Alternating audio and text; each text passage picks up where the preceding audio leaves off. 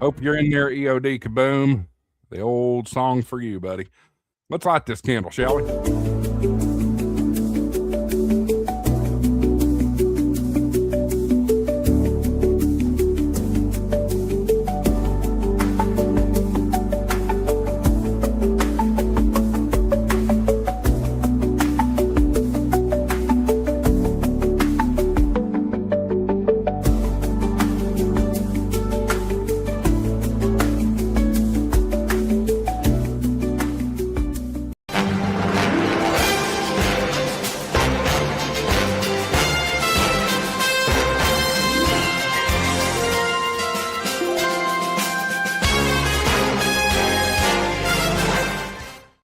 Good evening, one and all. Welcome to HamShackTV Live here on this Thursday, January the 8th, 2026. Hope you're doing well. My name is Josh, AA4WX, and I'm your host here. Appreciate you tuning in. Really, I totally lost my train of thought. What a start to the show, right? Hey, I want to shout out my friends over at Ham Radio Prep and World Radio League. You can see they sent me a nice little Christmas present in the mail here. How about this?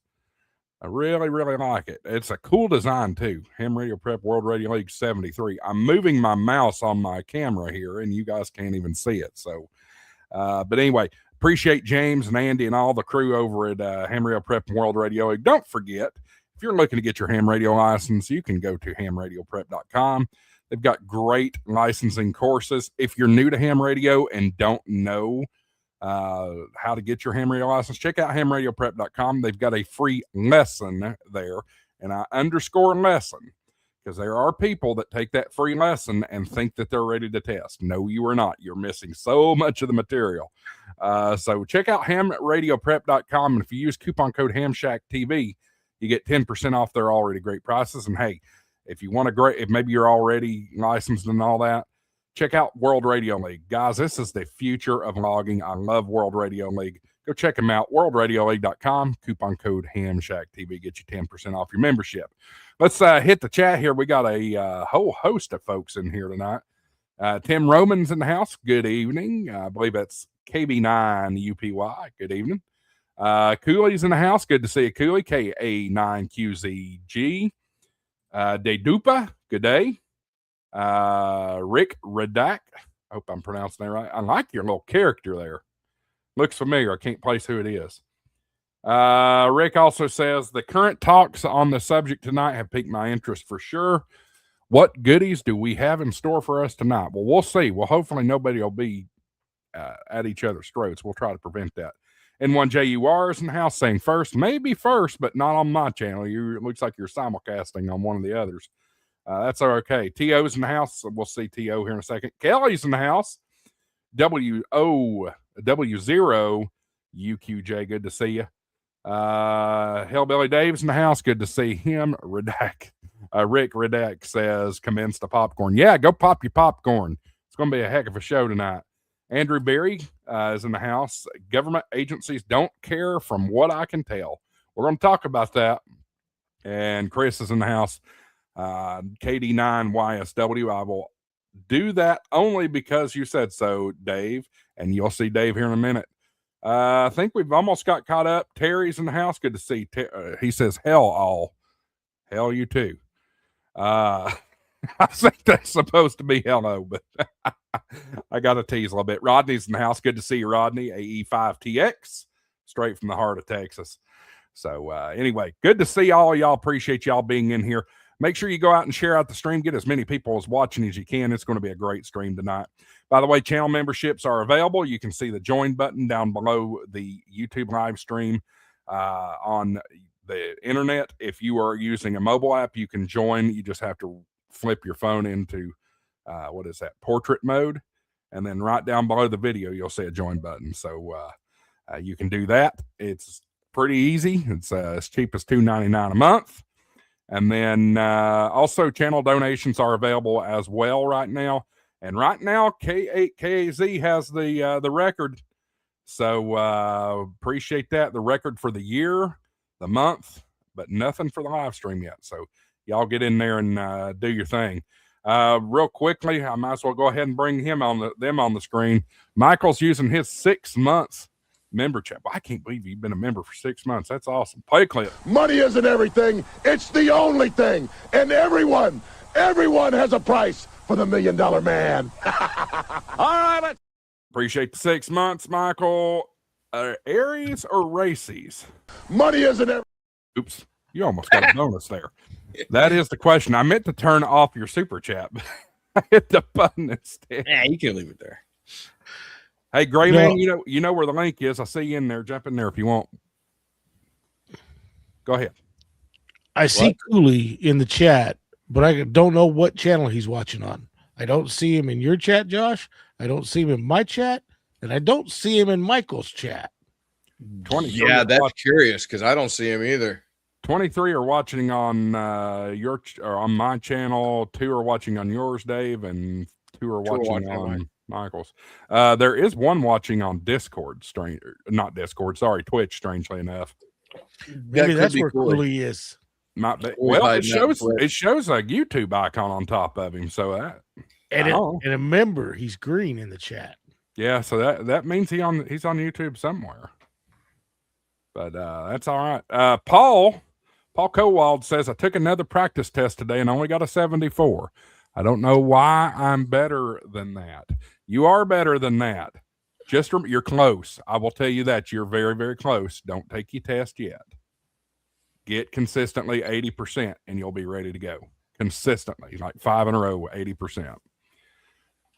Anyway, hi, everybody. Hey, Josh, what's going on? Just a little hanging out. Cooley says, can you see me now? You are watching on my channel because I don't have a link icon on top of you. So Cooley's watching here. Did you see this sexy YouTube mother lover right here? God bless. Look, you have been going on about that since we were in the back room. Oh, dude, I haven't looked this good in like 2-3 months. So give me a break. He must have a picture taped up on his wall that he's staring. No. I do have one that scrolls through my Google though. My Google clock. We might have to have him shake a little leg to get some super chats going or something here if he keeps that up. No, I'm not that good looking. I'm good looking. Wait, I'm good looking from here up. That's it. I what do they call that? Oh God, I can't even think of the term. Where the girl's good looking from the neck up, but you never see the rest of her body. I know what you're saying. I can't remember it either. Catfishing. Is it catfishing? No, catfishing's where you are on a dating app and your pictures are not you. Yeah, I'm catfishing right now because from here down it's not too good. From here up, it's beautiful. Oh no, catfishing is where your pictures are not even you. Like you've stolen from somebody. Jakester says butterface. Everything butterface. Yes. Absolutely. So what y'all up to this week? I've been going out playing, but I'm gonna let Dave go first because I know he's itching. He literally was itching. I was literally itching there, Michael. He's itching to go. Well, I know I've put it out on my goals for extra, but went out yesterday. Had to take my wife to another doctor's appointment. Now I'll talk a little more about that on the backside with you guys. Has to do with the accident, but went out, took the 6200 out yesterday, alpha antenna. And I'll tell you what, that Hextenna just works. It's becoming my favorite antenna. It's quick and easy to set up. And that 5 watts on the 6200, in 19 minutes, I did 20 contacts. Wow. Yeah. That's awesome. Yeah, that's one of my other goals. Have more fun with ham radio this year. I did a POTA exercise with our Skywarn group. I guess it's been 2 years, almost 2 years ago. But we went up on top of Foothills Parkway, which is probably about 3,000 feet up, and is shooting fish in a barrel once I started calling CQ. And that, to your point, Dave, that's when it's fun. Like you're calling CQ and they just wear you out. Hey, I do want to acknowledge a couple of things. You see Marvin there in the chat there saying Face for Radio. Marvin is unable to join us tonight. So giving him the night off. And also, Andy said he would not be able to join us tonight. So, well, he's joined us. So, he's joined us. They will. Marvin, he's joined us. He's no. Oh yeah, he can't get on camera, I guess. But I thought you were talking about Andy. Yeah, I'm not sure what's going on with Andy, but we'll let him do his thing for sure. All right, go ahead, T.O. What's up with you? Well, ladies and gentlemen, did 2 POTAs, one on New Year's Day, and I did one Friday with N1JUR, who everybody in the chat, I know he's here. I'm going to do the Donald Trump thing. He's in the chat. Please wish Eric N1JUR happy birthday. Today's his birthday. But we went out on Friday. I gave him a jingle and said, dude, let's POTA. He's like, okay. So we went to Robert Frost State Farm, or Robert Frost Farm State Park, or something like that. I doubt it's State Farm. That sounds like a State Farm agent. Yeah, it's Park 8023. Yeah, we had a blast, man. It was cold, dude. Check out the video on Eric's channel. I just said, here, dude, put your camera up, let's go. And yeah, it was cold, and we met a couple people that were there, introduced them to what we were doing, and yeah, it was a good outing. I wish I could have got out today. I had all my gear in the work truck, and I was just cold. So, or actually, today was beautiful. It was almost 50 degrees. But everything was wet, and I didn't feel like sitting on a wet picnic bench or anything. So, waiting for it to dry out. But I think it's going to get crappy again this weekend. But yeah, definitely trying it. My son, I gave my oldest son some goals to meet. I told him, I said, if you get your tech, I'll get you a nice portable radio. I won't get you, ouch. I won't get you one of these. I said, I'll get you a nice radio. And then I said, you get your general, I'll set you up with an HF rig and all the accoutrement that goes with it. And he said, bet. I said, you need to do that by April. So hopefully he's watching. I didn't put that last caveat in there, but I said by April. So I'm putting that in there now. So he hopefully he gets that and gets his general. He's busy. He's got a huge family out in California, and I'm trying to actually get him to move back east, at least closer, so I can see the grandkids and such. So what have you been doing, Josh? You keep saying grandkids, and I'm like, there ain't no way in hell he's got grandkids. My oldest son is 30. And I have 3 by him. My second youngest is 28, and I have 1 with him, so that's 4. And he's in Nebraska. And my youngest boy, he better keep it tied up, because I don't want and he's in Oklahoma, and I said, nope, I don't want no grandkids from you until you get your career and life in order. So his beard's starting to go white. It won't take long. Because when I shave my beard, I don't look as old as. Oh, as yeah.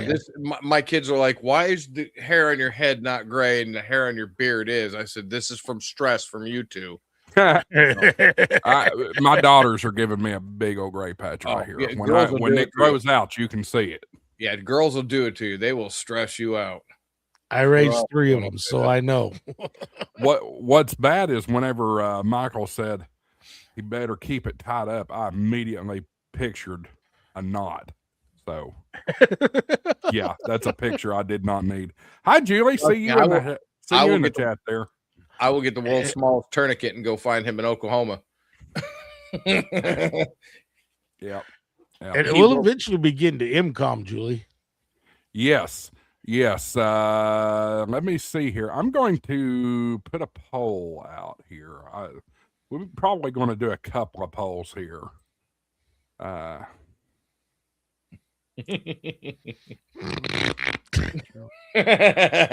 You laughing at the same thing I am, Michael? Yeah. What did I do? You didn't do nothing. What did Julie do? Take a look at the chat. Hang on, I'll be. Oh, I don't stress anyone out. Yeah. Stresses me out sometimes. All right, I'm about to put a poll in the chat, y'all, and I want everybody. Only YouTube folks are going to see this. I don't know if it'll translate to the folks that are simulcasting, but I'm quite curious of the results of this. Just another poll. All right. Here's the poll. Poll is opening up now. Poll is, what is your affiliation? Aries, Races, CERT, or no affiliation? Wow, that we went got quick. more than one. What's your most active in? Because I'll guarantee there's a lot of people out there that are involved in CERT and Races, or Aries. I mean. Races just is not, at least all over the country. Now, some bigger states, it's around, but Races in a lot of the states has just been sunsetted. Yeah, we talked about that in my video. I don't even know what day it is. Last week, whenever it was, the first video in that series that I put out. And if you guys don't know the series I'm talking about, I've been doing several videos about these emergency organizations, whether they're still active or anything. Gray Man, I see you in my Discord. I'll drop you the link there. You have the back room though, the show prep channel. But looks like Gray Man's going to join us. CM Richie got a chat there. Says, "What is CERT?" Yep, I see that. CERT is. I don't see it everywhere, but I'm seeing it in some areas, and it's called Community Emergency Response Team. Do I know? Does that mean I know anything about it? I don't. You fellers ever worked with CERT or know anything about it? My cousin Jay, who's a ham who lives in Connecticut, is really big into CERT. I should actually call her and get her on here to talk about CERT, because even though she's a ham, I don't think she ever got her general. I have to ask her, but I do know she's a tech. She's highly involved in CERT in Connecticut. God, my phone, shut up. We work quite a bit with CERT out here.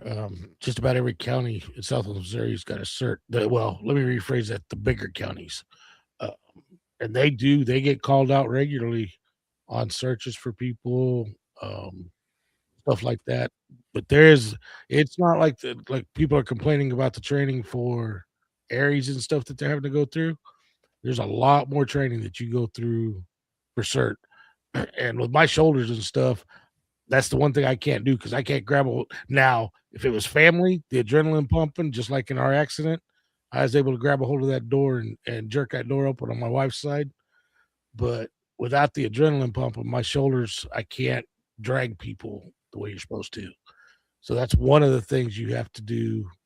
But there is definitely a lot of certifications and training with CERT. I think they're a great asset. I see in the chat some folks are talking about ACS. I am not familiar with ACS whatsoever. I saw that too, and I have no clue what that one is. Somebody electric Boogaloo says the ACS is essentially the same as Races usually. I've never heard of it. Races is federal. Aries is state. We'll just differentiate there. And CERT is community, local city, town, county. I've never heard of ACS in 33 years. I'm totally clueless on that. That may be somebody's local organization that has taken a different name. If you are a member of CERT, just go with whatever is closest in your poll. Let's check on the poll results, see where we are so far here. 28% of you as of right now, with 29 votes in, are Aries members. 10% are Races members. 3% are CERT, and an overwhelming majority of you have zero affiliation. So that is interesting. I think I thought about putting Skywarn in the poll, but it is emergency communications. It is, but I would say because I can only limit it to one person, I think most everybody is Skywarn. Hey guys, take over the conversation for a minute. I might have something coming up here. No, seriously, family issue. I'll be right back. Oh, sorry. Yeah, no, go ahead. I didn't hear any screaming or ranting or raving. So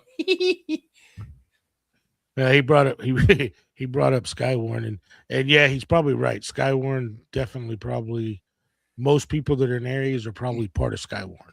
Right, and what Skywarn's really nice because like in Tennessee when I was there, Skywarn was hugely tapped into the state. And then you had the M tiers or repeater system, which Tennessee Skywarn basically lived on. And then you had what is it, ECS.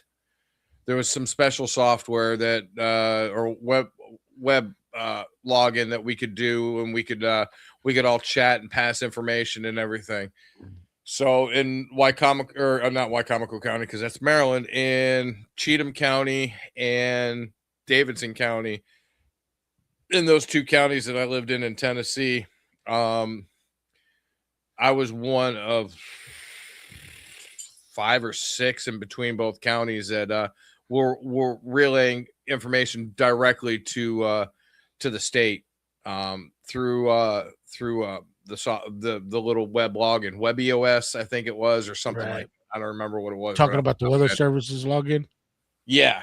Well, no, not the weather services. It was WebEOC. That's it. Oh, okay. WebEOC. Okay. And we would log in, and like I said, EOS. That's weird. Yeah, WebEOC. So Emergency Operations Center. So it was a web-based emergency operations center. We'd log in, and we had certain tiers of authority and stuff. It was pretty cool. It was very, very, very, very intuitive system in Tennessee is WebEOC. Well, that's like out here in Southwest Missouri, and I can't speak for the other parts of the state, but I can speak for down here. Most of our areas are all tied into our emergency operations centers, emergency of the EOMs. Yeah, there he is. Emergency Office of Management. Go ahead. Sorry. Yep. No. Go ahead. Damn it. Go ahead, Dave. But yeah, with Aries, I think where Aries is thriving in states is when they're actually linked with their EOMs and all that stuff. Right. Oh yeah, but the thing is that states like Massachusetts, there's Aries here. We have an Aries net every Wednesday night, which I partake in on our local repeater. We also have a very large hospital net that is through the repeaters and through direct FM. So we do that here. I really haven't been involved in a lot of the doings going on. I think I should, because a lot of it is, especially in our area, is kind of lackadaisical, to use a term. They're not very, there might be 1 or 2 people that check in on an Aries night. And it's like, really, guys? So, we need to get more people involved. And I think most of our people that are here are retired and past the point where they can actually get out and go do stuff. A lot of them. That's like Kelly here in the chat just said our county Aries group kind of went away. I think he's down there around Lawrence, one of those counties down there in that area. And I think part of it is the guy that was the coordinator for that county couldn't get a lot of involvement. See, he's in Newton, so that one I can't really speak about. But he couldn't get a lot of. He was trying to build it back up, couldn't get a lot of involvement, and he passed away. And haven't heard anybody take over that county. That's part of the problem why some of the Aries units are dying. You can't get participation. We're lucky that in Southwest Missouri, the Office of Emergency Management, the hospitals. We're actually setting up most of their radios for communication in these areas. So they're still embracing us. So we're lucky because I know some states, the counties and stuff are sunsetting the programs. They don't need it. But the ones that think they don't need it, all they got to do is look at Hurricane Helene. Right. Yeah. The only way they got communications in and out of those areas in Asheville was the ham radio operators. Yep. That's exactly what it was. Hey, CM Richie 04. If you're on Discord, hit me up. All you have to do is just add a friend or chat or whatever you want to do. Just type in my call sign, November 3, Mike Fox Lima. And I'll see if I can get you pointed in the right direction. It's kind of there, but it's kind of doable. What do we got? We got Grouch in the chat. Retarded, yeah, exactly. Retired or retarded. We need more people on 7200. Kaboom says hello. Kate Kaz, interested in Skywarn, but I have not attempted to join any of them yet. Skywarn, get with your National Weather Service and do the Skywarn training with them. That's number one. Do the Skywarn training before you even key up the radio during an event. That's the simplest advice I can give you. What would a hospital have to do with ham radio? Well, it is a national national criteria that every hospital, it's a federal thing, that every hospital has an emergency operations center that has ham radio into it. Every hospital. It's federally mandated. That's why a hospital would have to do with ham radio. That's the bottom line. Even though this has been almost 15 years now, it was 2011 when Joplin hit. Perfect example was Mercy. That the hospital down there took a direct hit from the tornado. Yep. When they called in the ham, it was the amateur radio operators that were able to communicate, did the communications for Mercy Joplin back to the Springfield hospital. So I mean, it's not necessarily that they have anything to do with ham radio. There are still a lot of, like Michael explained about it, there's still a lot of things out there where they still areas that they still do understand that amateur radio in a disaster plays a huge part in communications. I had a couple hospitals up here, some fringy hospitals outside of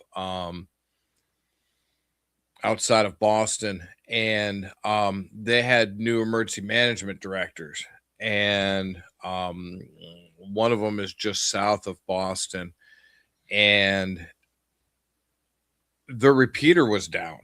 They actually have a repeater at the hospital. Every hospital in Massachusetts, big hospital, has an amateur radio repeater. We have one here in Rehoboth or Attleboro, W1, Sturdy Memorial Hospital, SMH, W1 SMH, and it's also on Echolink too. But she came to me and she said, "Who do we get a hold of to put antennas up?" And I said, "Well, you should have the group that works your amateur radio equipment." And she looked at me and she said, "They can barely get off the elevator." And I was like, "Really?" She's like, "Yeah." I said, "All you have to do is call our office." I said, "We'll come out. I'll come out." There's 3 hams that we probably got 130 years combined in our shop, just between the 3 hams. And I said, "Call us. We'll come out. Tell you what you need, tell you what you don't need, ask you what you want, what you don't want, and we'll build you a system." And she was very, very grateful for that. I even ran into that in Tennessee, where they had no clue. another hospital had a company come in and put up a dipole antenna on metal poles, right to the metal poles. Nothing, no insulation between the two, except for an insulator. And it was right above the aluminum trim, about 8 feet. I said, dude, that's not going to work. I said, it'll work, but it's not going to work well. So Grouch is having fun, making fun of me. That's easy to do, Michael. Hey. And Josh, I muted Julie because she's the one that was dinging me. So she's muted. And there's that's funny because I've had Vaughn texting me. Nice. Well, I don't know why they're not in here. Good Lord. That sounds awful. Yeah. Wow, that went hot. I don't know why that was so hot. Is it better now? Yeah, you're fine. I did not change it. That's so weird. I think you just got close to it. Maybe. I had a Teams meeting this morning, and I used this microphone, and they're like, "Oh my God, you sound so good," because everybody's muffled like this with the stupid computer microphones on the Teams meeting, and I'm like, "Yeah, because I have a nice microphone." Yeah. So full transparency, they just took my grandmother to the hospital from the nursing home. Oh no. Right now there's absolutely nothing I can do, so the show will go on for now. I was gonna say, do you want to transfer over and scoot? No, do you need to? There ain't nothing I can do right now. So all right. The ambulance hadn't even came and got her yet. She's just sick. That's all there is to it. There's it's not a situation of life and death at this moment. We'll put it that way. So is she staying there with you, Josh? No, she's in nursing home a couple miles away. Oh, okay. Yeah. So my uncle and aunt are with her. If she was by herself, that would probably be a different story. But she's with my aunt and uncle, so I'm gonna let them do their thing for a while, and we will see what comes about here in a little while. So, folks, if you are the praying majority, please say a prayer for my grandmother there. I just wanted to make sure we didn't hear any wee woos in the background. Oh no. Vaughn and Julie, you're in the chat. I don't know why you're not in here. Y'all know where the link is. They're in bed trying to just hibernate and just as long as you weren't saying, you said they are in bed, and I didn't know where that was going. Yeah, this is a family stream. We try to keep it a family show. This ain't the Northeast Hams. Hey. Speaking of Northeast, well, not quite Northeast. There's the Gray Man Poda. No, he's Central. Midwest. That's right, Midwest. Yep. What's up, Tim? I don't think they knew where the Midwest truly was when they decided this was the Midwest, because this really isn't the Midwest. Honestly, I would say the Midwest would probably, if you didn't have any clue, I would say the Midwest would probably be like Wyoming and Colorado and Montana and places like that. I would agree. I think that. When you think, go ahead, Dave. I was gonna say when you think about it, the arch is the gateway to the West. So where's the Midwest? Halfway between the arch and the coast. Yeah. It makes no sense to me. They call Ohio the Midwest. I was like, how is Ohio the Midwest? Well, anything back in the Lake should be North Central. I mean, back in the colonial days, I mean, that was deep West. Yeah. We were California before California was cool, right? That was before they got dysentery. Yeah, that's true. So update to the poll real quickly here. Now 24% Aries, 7% Races, 2% Cert, and overwhelmingly 67% no affiliation. Oh, I love the Oregon Trail. Where'd you get that mug at? You know, actually, my son bought it for my wife, and I've just accommodated it. So yeah, please be patient with me. I'm from the 1900s. That's the OG. I loved the Oregon Trail when I was in school. It was something painted on the, what is it, Mac 2, Apple 2, or whatever they're called.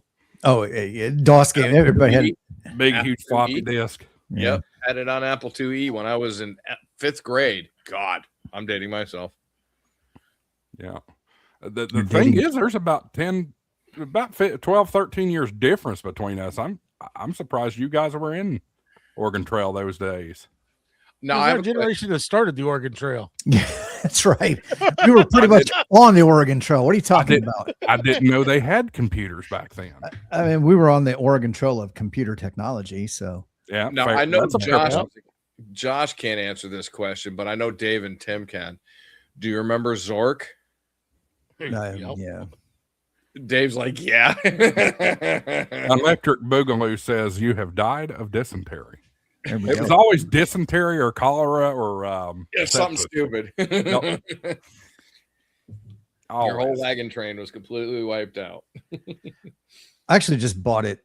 I bought that in Carmen, San Diego for my wife Yes. on the Switch. Oh, I remember And that. Yeah. she is so mad because the Carmen San Diego has changed. It's not the same. No. Not the old computer game. No. Well, no, it's when they did the stupid cartoon of it. Yes. You are Yeah, literally now going affiliations. you're going to have rockapella in my head all night now. Where in the world? Yep. All right. Apparently she changed affiliations and Emily is not happy about that. That's right. All right. So You know what I'm talking about. let's talk about the EM stuff here a little bit. Well, first off, Dave, Michael, tell me, what did y'all accomplish anything while I was gone? Actually, we were talking quite a bit and trying to hit stuff in the chat. Rick Radio, I saw one with him. He's got I run a small NGO, and I do agree ham is super important for emergencies. However, one thing I see a lot being used in emergencies locally is GMRS. I guess that would be just in the areas. I mean, we have GMRS in our area, but that's not the primary communication. Yeah. And Absolutely. I don't know if you saw it, but there's where to go. Private 290. I'm not sure whose chat he's in. He's in mine.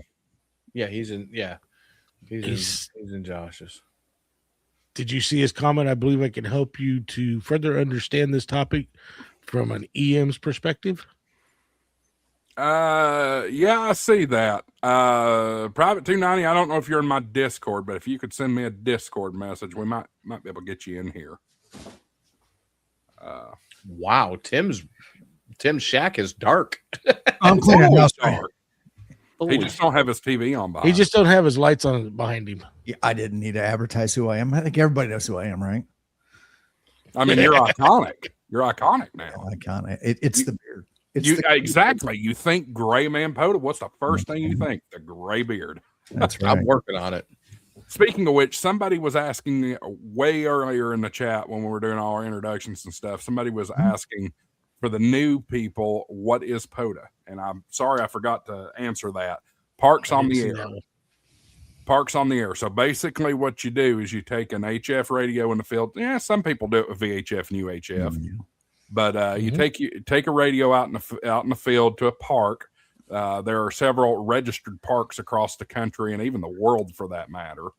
And you just set up an antenna, work off of emergency power, whether it's solar, battery, generator, whatever, and make as many contacts as you can. Yeah, feels like me and Jim go out and play in the park regularly. GMRS too, if you want. If you want to see a brief example and a cold example of what POTA is, I mean, Tim does the cozy POTA, the bougie POTA inside his vehicle, but Eric and I did a video last Friday. It was the day after New Year's. It was the 2nd, and check out N1JUR's YouTube channel, and watch us dance around in 15-degree weather trying to get contacts.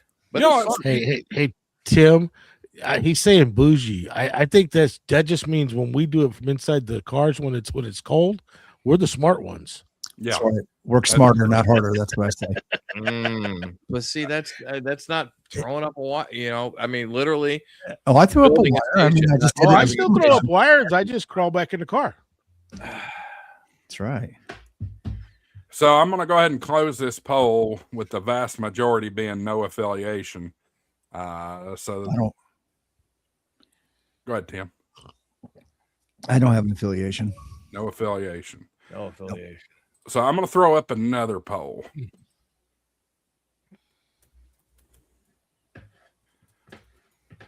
What's the next poll? Why do you not affiliate with Aries, Races, CERT, etc.?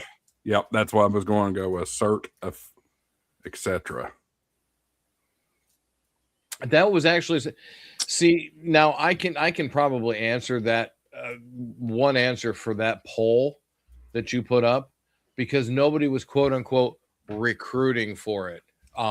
Back when I was in Races in Maryland, they literally came to me and asked me if I wanted to be involved.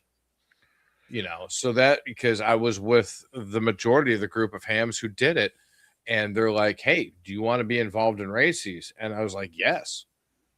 But if people aren't active, hams aren't. It's just like Hams for Ham Radio. If hams aren't actively like recruiting or trying to find recruit interest into ham radio, I sound like a cult leader here, but just to invite people to see what ham radio is all about. And then once they're there, if there's people that need to invite other people to Races, Aries, CERT, etc., I think that is a majority of the problem, because they're not recruiting anymore. So it's basically falling apart. That's not me. That's wow. Somebody's got a phone from the 1930s. No, that sounds more like an 80s or 90s ringtone. Fair. Fair. No problem. It's not me. So I'll tell you my case and why I don't participate. I kind of do. I am the assistant district coordinator for Skywarn here in East Tennessee. Years back when I first got my ticket back in 2010, I joined Aries in Loudoun County, Tennessee. Spent about a year with them. 99% of what we talked about was stinking field day. What we were going to do for field day. Sit around, drink coffee, and talk about what we're going to do at field day or how good field day was.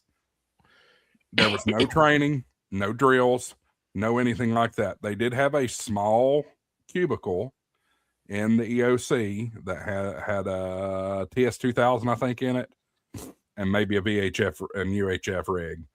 I ultimately, let me tell you where it ended for me. We had a tornado strike a portion of our county, and that area had bad repeater coverage for the sheriffs and rescue and all that stuff, and also remained out of power for many, many, many weeks. I called my EC, which for those of you unfamiliar, that's emergency coordinator. That's your head of Aries. And they, I said, "What's up? Are we going?" And his answer was very short, very brief with me, kind of snippy in a sense. "They'll call us if they need us." Okay. No proactive, no nothing. And looking back, that's kind of a fair response. But I also got thinking about it. I'm like, they don't take us seriously. They're not going to use us. Fast forward about 10 years or so, I move over here to Blount County, where I am now. And I got, between those times, I became the assistant district coordinator for Skywarn. And that part of my responsibilities as assistant district Skywarn coordinator is to promote Skywarn and help schedule trainings, Skywarn trainings and things like that. So I looked on the Weather Service website, in which one of my best friends worked for the Weather Service as well, and noticed we did not have a Skywarn class scheduled here in Blount County. So I reached out to the Blount County Emergency Management Agency. They were all about it. Let's do it. But then they said, let's put you in contact with the Blount County Aries group. Okay, cool. Well, I need to join Blount County Aries anyway.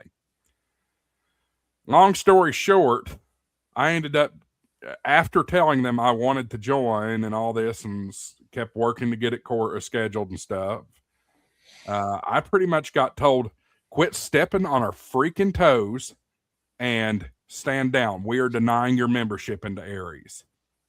What? Yeah. For doing my job as Skywarn coordinator. So I turned my back, and I have not looked at Aries since. Not once. Will we get deployed? I don't know. They have a comms trailer and things like that here, so maybe, but I really don't know. I've been a part of an Aries group in Sevier County. Most of you probably are familiar with where Sevier County is. That's Pigeon Forge, Gatlinburg, Sevierville, all that good stuff. Sevierville. Yep. And I was a part of that group for a couple of years, and then all of a sudden Gatlinburg wildfires happened back in 2016. I remember those. Guess what? When communications were really down, I mean, we're talking big time problems up there. Were they called upon? Yes. Did they respond? No, because the group had drama in it. Nobody responded. I was there. You were here? Yeah, I drove out. 2 or 3 of our hams drove out. And yeah. There was a response, but no response from Sevier County Emergency Radio Service, and that's a problem. And I think you're seeing that. That's part of the reason I asked that question in the poll. Which, checking that poll right now, politics at 18%, 5% say they will never be used, and 27% say never recruited. That's interesting. And then 50% of you have other reasons that you've put in the chat, and I'll hit those comments in short manner. What about you three fellas? We'll start with Michael. What's your story with it? Well, I mean, Dave and I were talking about races and Aries. I mean, we have a local Aries group here, and we all and when I lived in Maryland, I was part of the Wycomico County races, and which is pretty much a federally funded.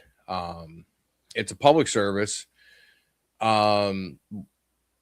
I'll just give you the definition. It's a U.S. public service program using licensed amateur radio operators to provide vital emergency communications for government agencies during disasters.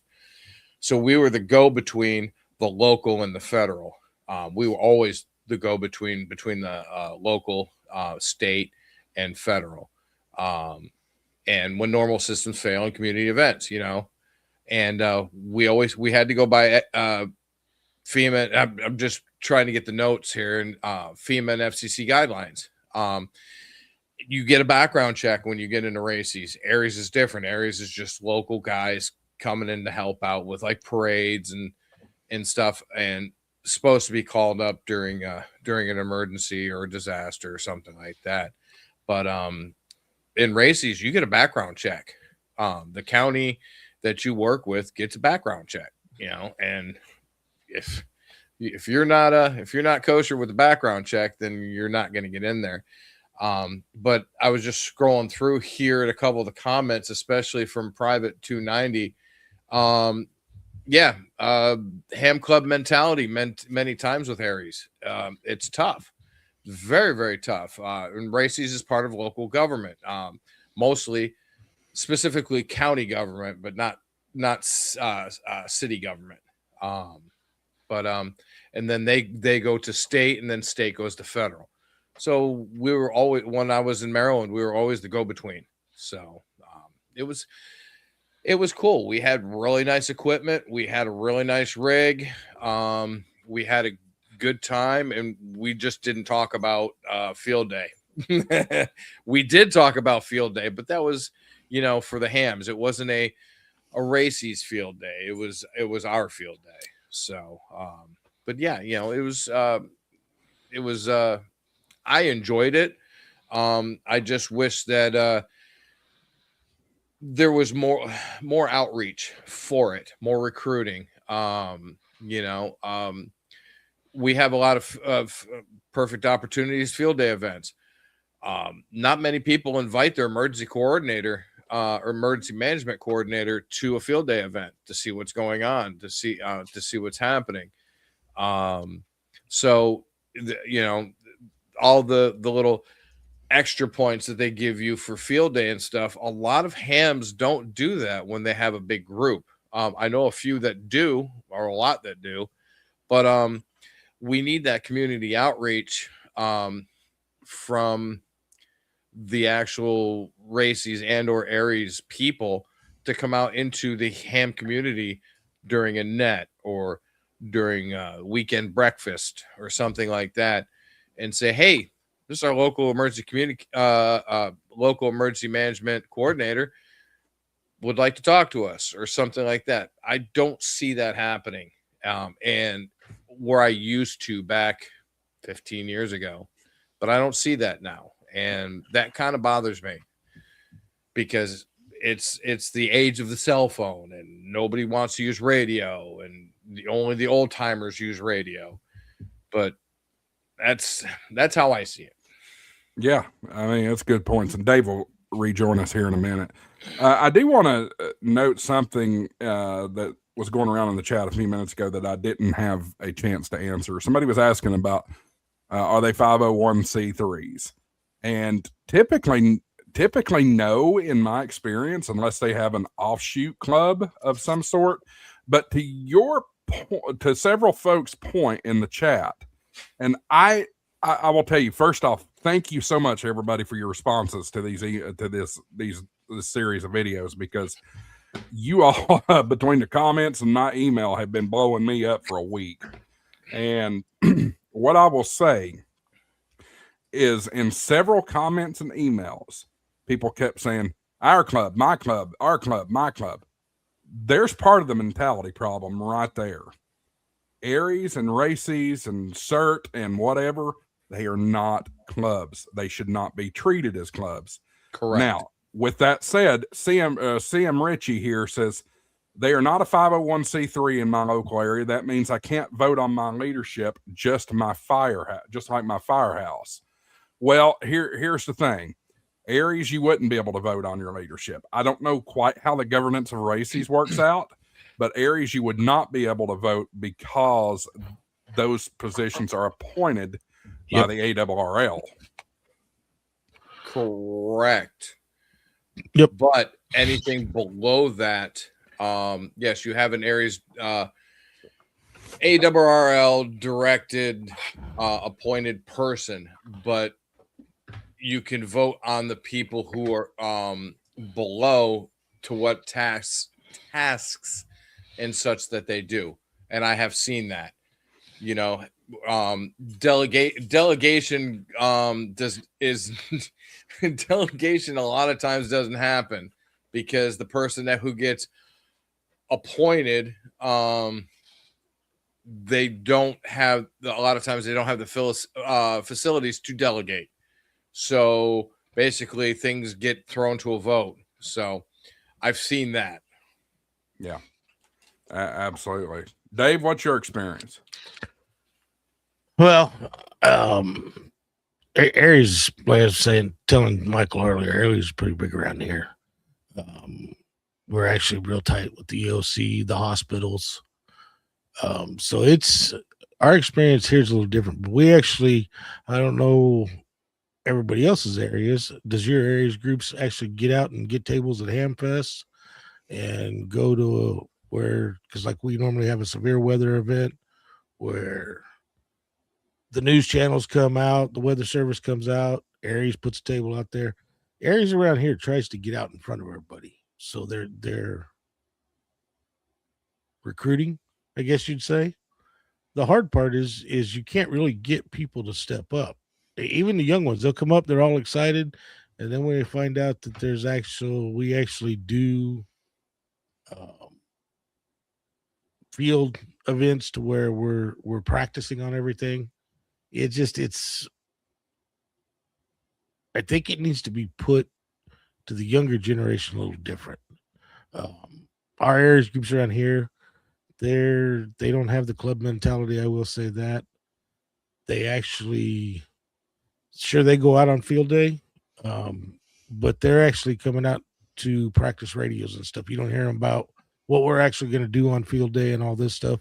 They go to the different clubs that are doing field day and operate at their locations.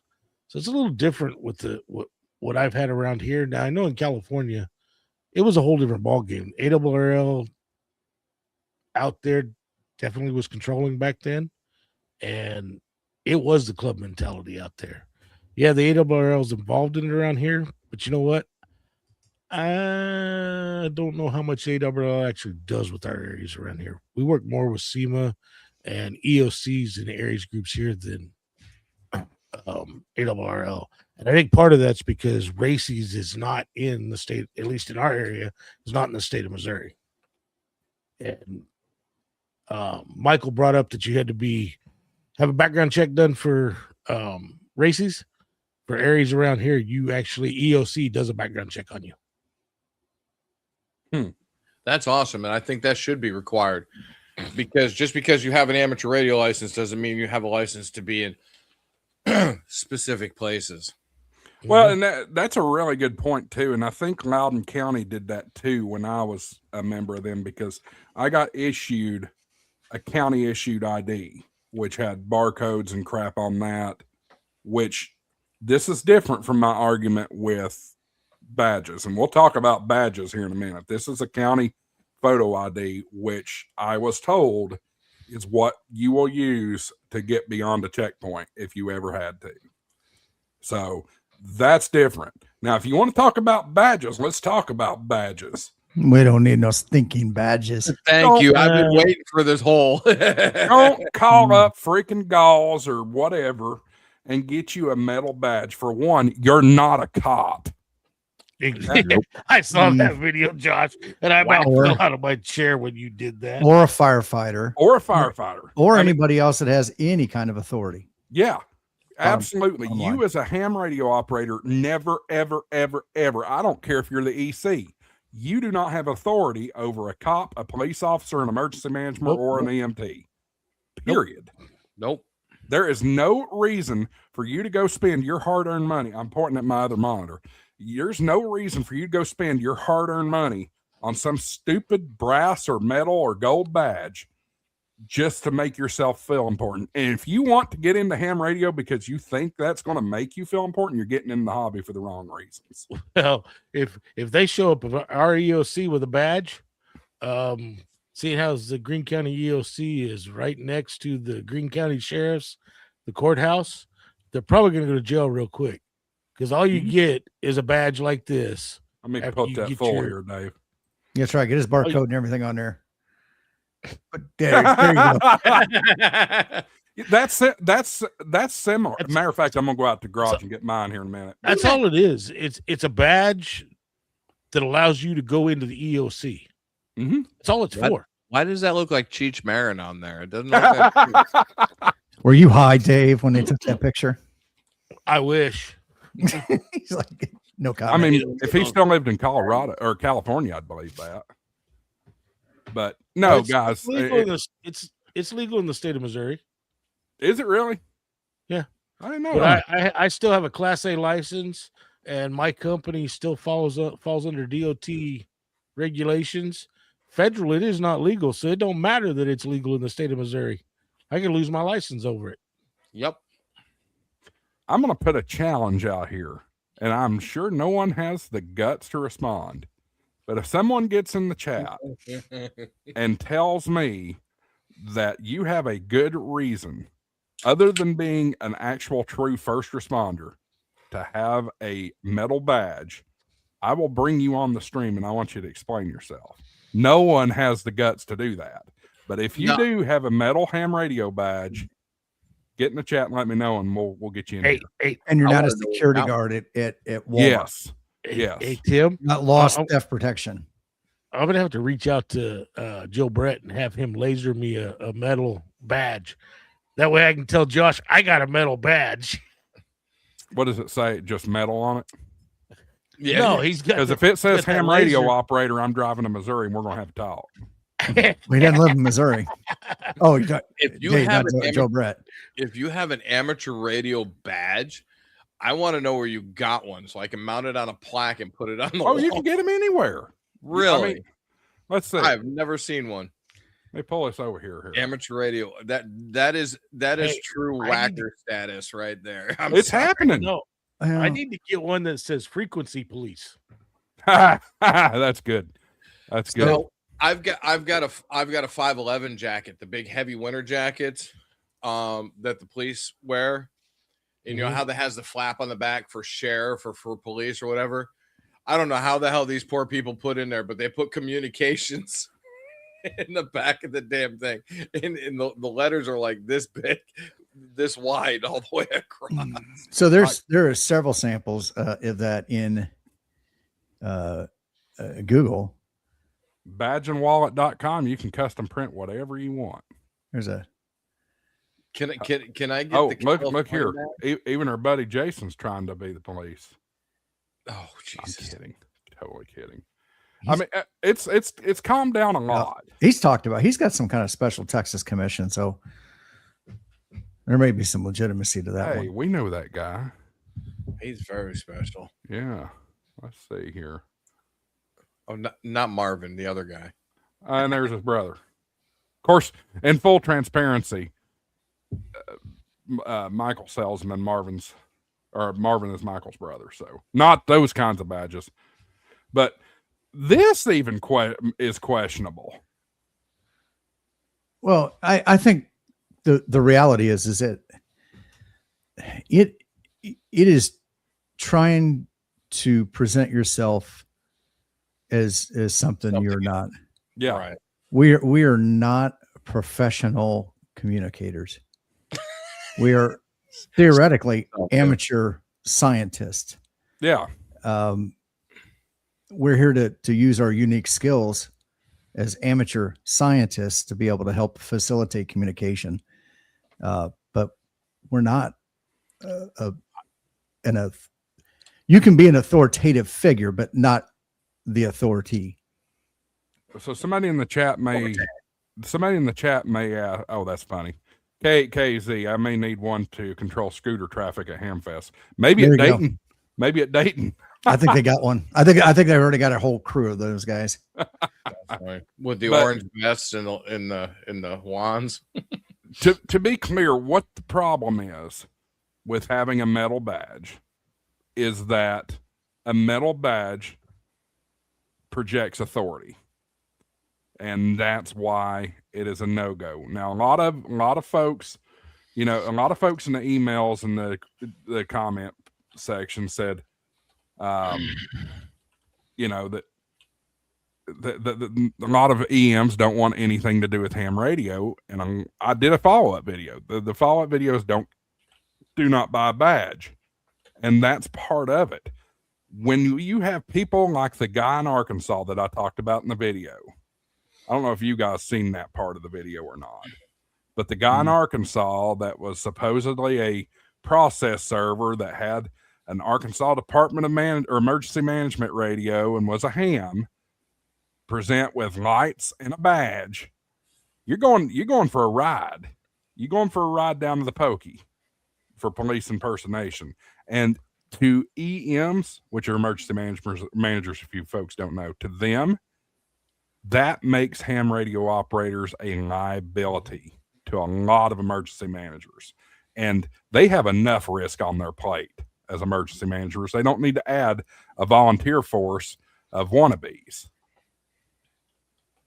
Tim, I ain't got to you. What's your take on what's your experience and all that with Aries races? And so we had I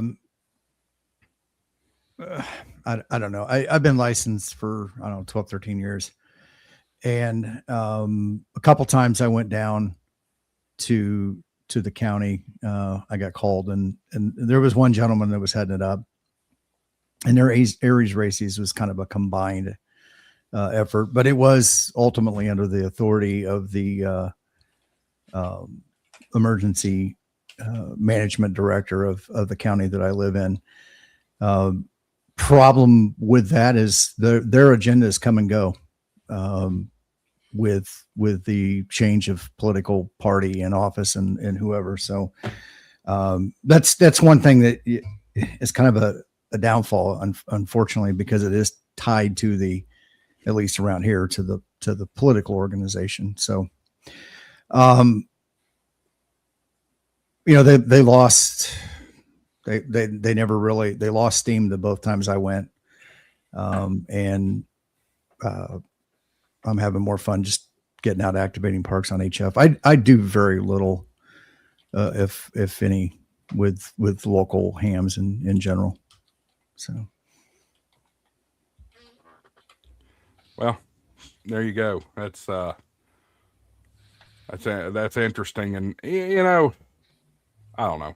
This is a soapbox that I've been sitting on for quite some time, and I think it's a campfire conversation that more people probably should have. Yeah, we need to do a little better job of policing ourselves. Yes, absolutely. And no one's going to take over your no one's going to take your license, your ham radio license, for doing this. I'll be clear about that. But by God, you're just destroying. You're really damaging the hobby by doing that. Let's see here. I want to show y'all something here.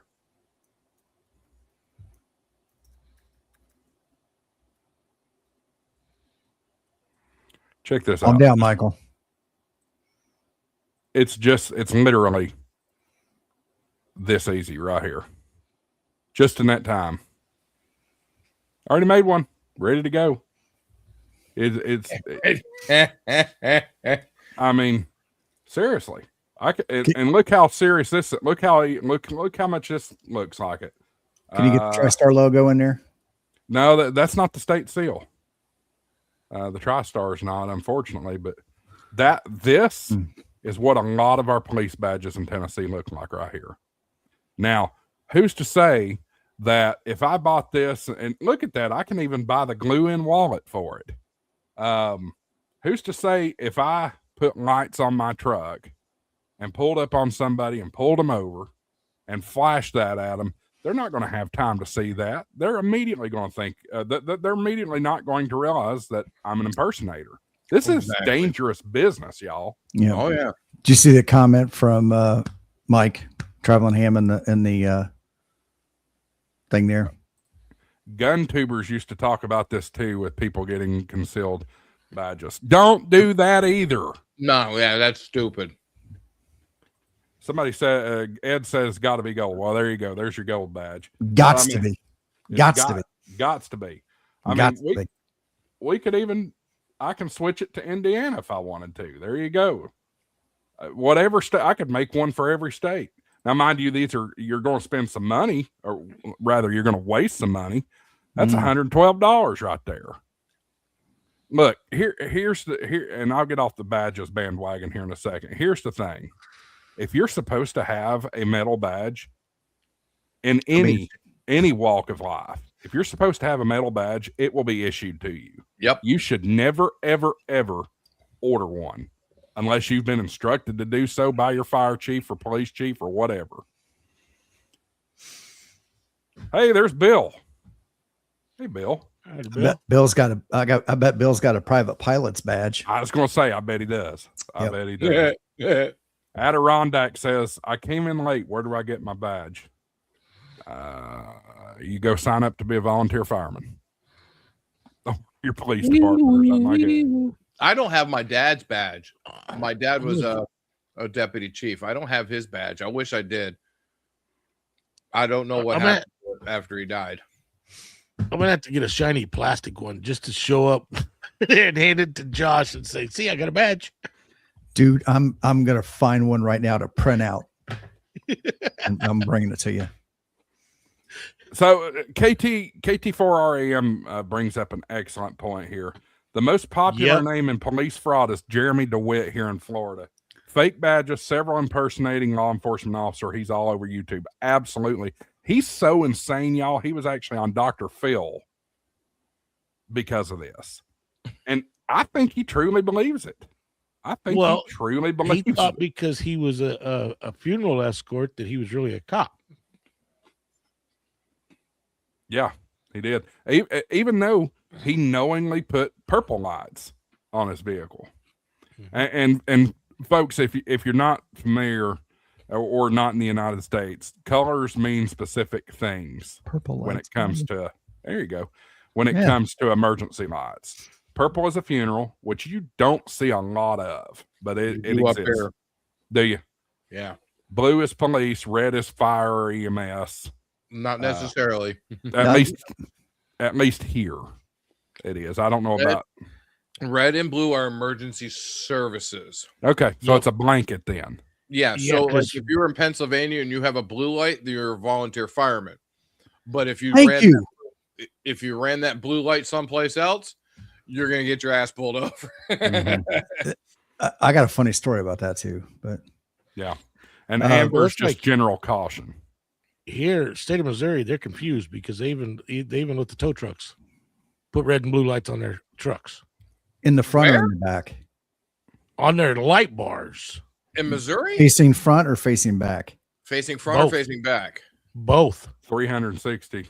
That bullshit. Their asses should be in trouble. Tell me about it. When I first moved out here 21 years ago, I was like, since when do the police drive the tow trucks? So they may actually be owned by the county. Nope. Are they independent? They're all places? private tow trucks. Yeah. We're going to have a little bit of a conversation here because I might eat a little crow with one of our faithful viewers. Uh-oh. What's that? Oh boy. Well, prep him, Paul. Yeah. Prep him, Paulkins. He's probably got what porta potty police or something. Concealed weapon permit. Yeah, we already talked about that. I'm not in favor of it, Paul. You do you, and I know you use it responsibly. That's the key. Is using it responsibly. If everybody used it responsibly, okay, maybe I might be a little bit more lenient on it. But I just, it's a bad idea if you ask me. Go ahead, Michael. There's another color that you did not come across, and it pisses me off in New Hampshire. Green. What is green? Green is for a command vehicle. Really? Yes. Green is command vehicle or operations vehicle. Here in Indiana, it's EMT. Okay, so EMT, but usually blanket wide, it's usually a command vehicle.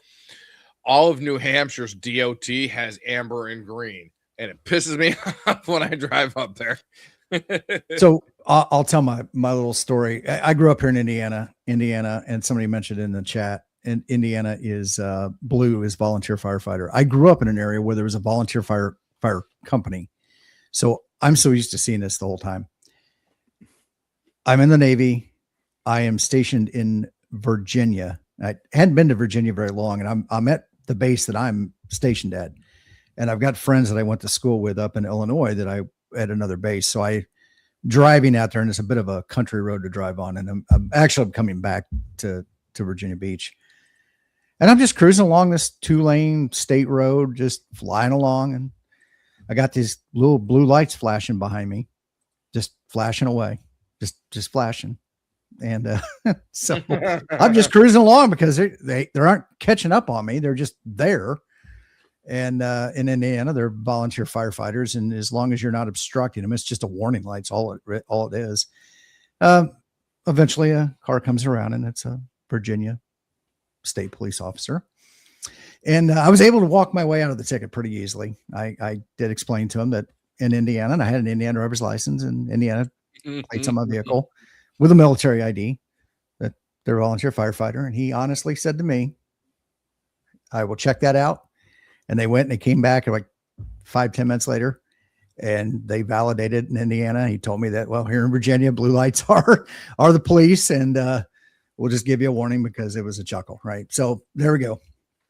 Now I was talking to Joe Brett down in Huntsville, and he said that in Mississippi, it's up to your agency and what they want to do. So it's either red and blue or blue. And he said a lot of agencies are switching over to just blue only because of the red and blue combination. The red light, I guess there's a lot of studies now that show that people veer towards that where they don't with just the blue. Mm-hmm. I don't know, but I'm going to take his word for it. And I've seen talks and seen stuff where there's been a lot of studies. They've proven that it really draws drunk drivers, and they're trying to protect them when they're sitting on the side of the road. Yeah, interesting. I mean, it makes sense, and it's fair, right? You should get over, and get in that a lane away from them whenever they're out. Anybody that's out, right? Even if there's, and that irritates me. It doesn't have to be a police officer out there. You see somebody out there changing their tire, get over. Yep.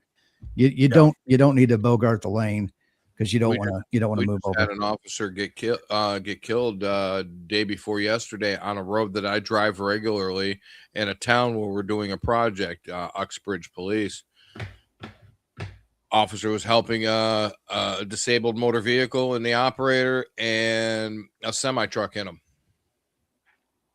And it looked like in the semi truck jackknife. So it looks like he tried to avoid him and didn't happen. In full disclosure, I will say I got a follow up from Prep Him Paul. Never used it. It was bought for a costume. So fair. I'll give you that. Tim, can I rag on Indiana for a minute?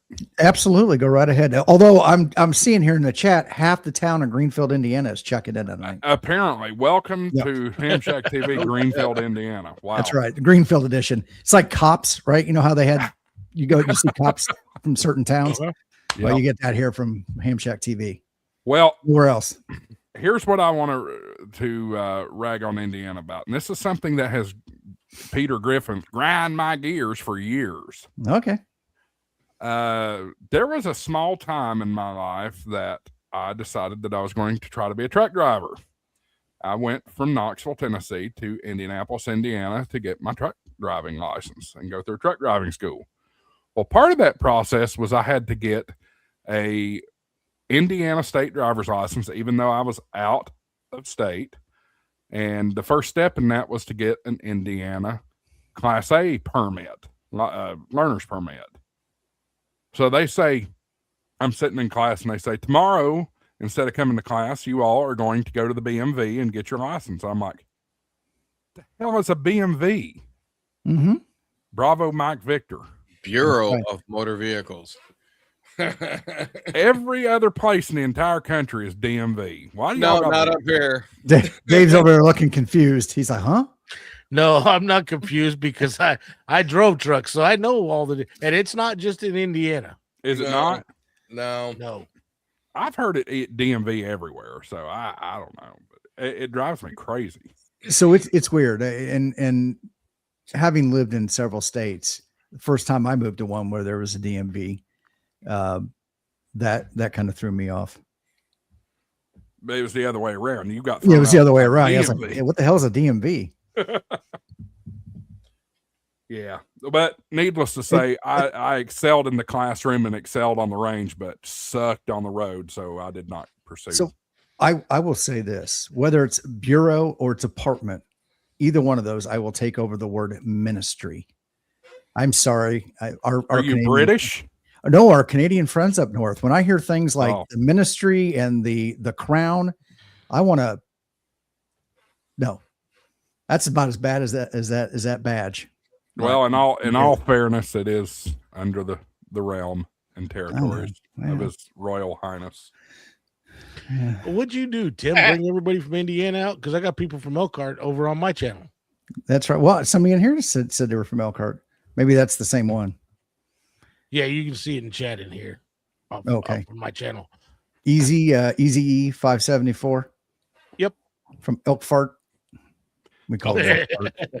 I may, by the way, I may have just ragged on Indiana a little bit. I love Indiana. Been there a couple times. It's a cool state. I could easily see living there, except for it's too damn cold. I like Where's Valley, man. Right down the road from me. That's right. You're from Maryville? Yep. No. Back up. Get it right. Merville. Murvul. Merville. Yeah, it's not Ville, it's Vol. Yeah. That's just like it's not Severville. It's Sevierville. Yep. And Cookville. Knoxville. And Crossville. Yep. Cookville. I'm sitting here calculating how many driver's licenses I've had. I've had New York, Pennsylvania, Maryland, Tennessee, Arizona, Tennessee again, Nebraska, and Oklahoma. I refuse to get a Massachusetts driver's license. Yeah, just move back to Tennessee. That'll solve a lot of the problem. I'm still a card-carrying member, sir. There you go. Tennessee? Yep. And my license plate's Tennessee, too. And if this invites you to come back to Tennessee a little quicker, I will tell you it was 68 degrees here today. Oh, dude, it was 50 here. It wasn't that bad. Half of my T-shirts come from Tennessee. Why? Just half? Yeah. Top half or the bottom half? TriStar Trading Company. Oh, okay. Oh, yeah. Yeah. Well, Josh, you're saying it was 68 there today. It was in the 60s here today, but not next week, the following week. Oh, yeah. I think you're going to find out what cold is again. It's coming. Matter of fact, the long range models say there's about a 65% chance of 1 inch of snow or more in the next 2 weeks somewhere. You're going to freeze your butt up. All the models right agree on the temperature too. It's 2 there? 62. Oh. KT4 my clock. KT4 RAM says I'm in Florida since 1984, so live longer as a Floridian than anywhere else. One of my sons lives in New Market, Tennessee. Speaking of cops, let me tell you, if you go through New Market, Tennessee, you better not speed. They don't give warnings up there. Nope. Michael knows that. Neither's the guy in at Montesano. I've heard that. So to give you guys some background, we'll be coming off of Montesano after the Huntsville Ham Fest to go, I don't know, eat or something. And we literally are all on 5.2 simplex or some simplex frequency. Hey, slow down. Carlos is the king of it, telling everybody to slow down because they're out there watching. They're crazy up there. Yeah. They want that extra revenue. Well, no, it's not that. There's a lot of trails. It's just I don't know about the rest of that, but in the park there's a lot of trails, blind trails where they come out and people speed through there. He's pretty strict is not the right firm. We'll say firm. It's you should be talking about that main line there right before you turn into the park. That's exactly where he's talking about. Where the same road that's got the guard shack on it. Yes. Yep. Yeah. Going back to the camping area you don't want to speed in a state or federal park. No. Bad juju. You're supposed to be slowing down and enjoying the views. The buffaloes and the wildlife, and try not to get run over by an elk. I tell you what, if I'm at Montesano and I see a buffalo, I'm hightailing it the wrong direction because something's wrong. All right. Anyway, we've gone way down the topic.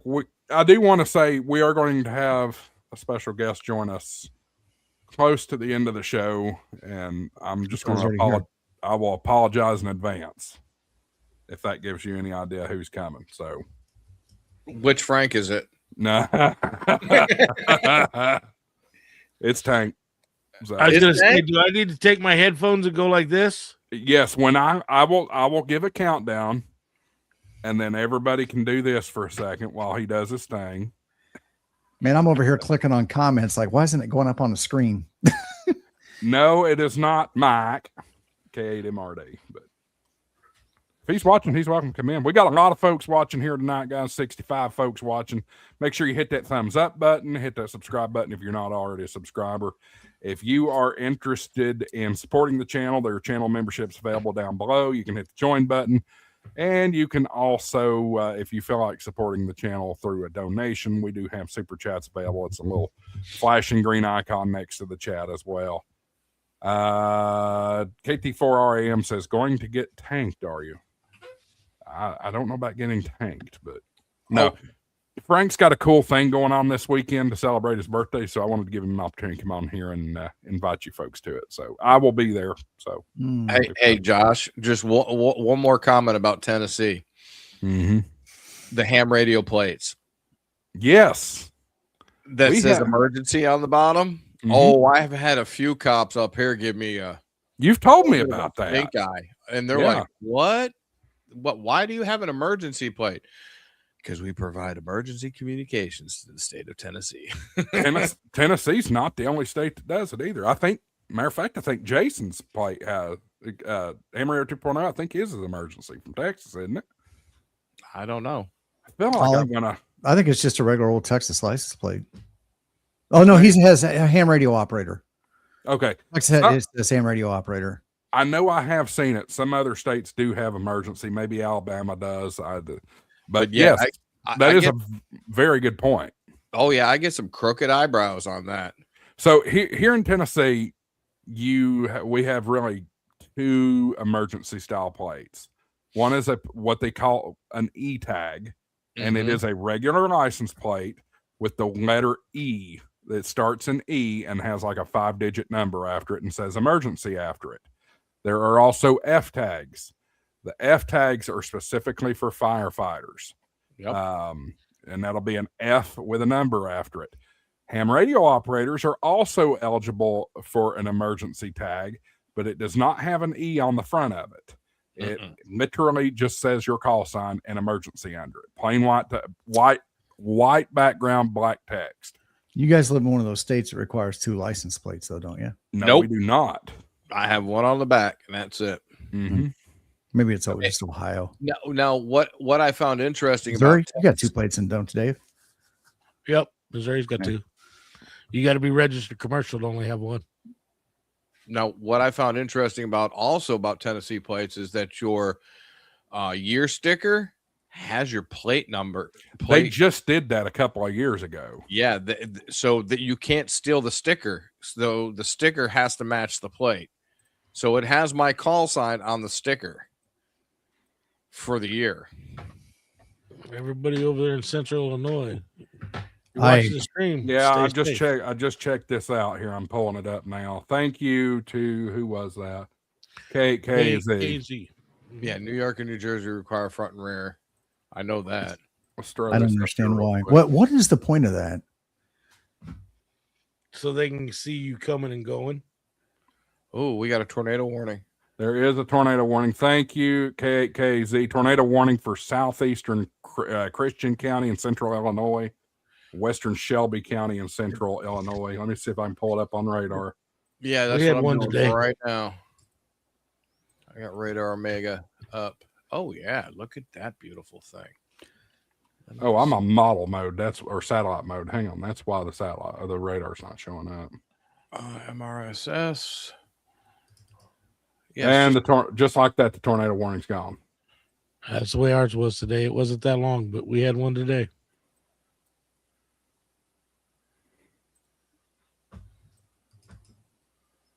Interesting. I'm waiting on the velocity scan to load. That's one down by Sullivan, Tuscola.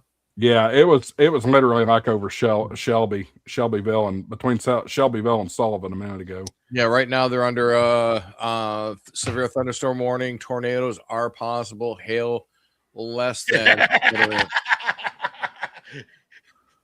You see Eric's chat? When did this start to turn into Ryan Hall, y'all? Ryan Hall, y'all. Oh, shit. Yeah, hey, if this was Ryan Hall, y'all be jumping more super chats. Let's just put it that way. Yeah, look at that. You know what's funny is there's more Ryan Hall y'all going on in here with Josh than Ryan Hall does. This is my nerdy. This is my nerdy. There it is. Yeah, there's one hell of a circulation there. Yep. So You got Radar Omega too. Nice. I do. I love Radar Omega. I do too. It's too damn expensive, but I love it. But if you're in Illinois, y'all take shelter. Be careful. Keep your head down. Coming into Sullivan. Yeah. Traveling Ham says nice Mesa cyclone. Indeed. It's very broad though, if we're being real about it. Somebody asked something about a tempest a minute ago. Where is it here? KT4RAM. Do you have a video on everything you can do with the Tempest weather station? I bought one to replace my old weather station damaged in the hurricane. Really, you can't do anything with it. It's all self-sufficient. Not true. What do you got, Tim? Oh, I guess you could get the API key and do some stuff with it. Yeah, you can. Like power off your radio. If you had like a Flex or some other kind of radio that you could control. Yeah, with lightning detection, it'll shut your radio off. Yep. Yeah. Yep. Mine isn't that. You can also do antenna disconnectors. So there are some things you can do with it. Yeah, my radio, my weather system isn't that bougie. I got ambient weather, so bougie. Tempest all day long. I hear you can get about 3 to 4 years out of a Tempest before they start to go bad. I've had the ambient up for 3 years and she's still cooking. Is it mechanical or is it pressure driven? The anemometer is mechanical. Wind direction is mechanical, but everything else is pressure driven. That's what separates Tempest. Is it's all pressure driven and pretty dang accurate if you ask me. Fat Brady says, I remember when Ryan Hall was a vape channel years ago. Hey, look, Prep Pan Paul. My ambient is 7 years old now. Wow.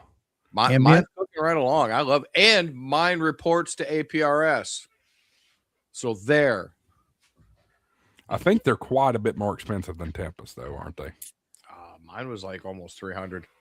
My Tempest was 300. About 350.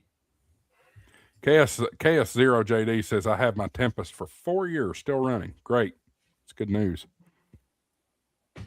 Ambient lasted for 6 years, but Helene killed it. Helene killed a lot of stuff. Yeah, I've got the 2902.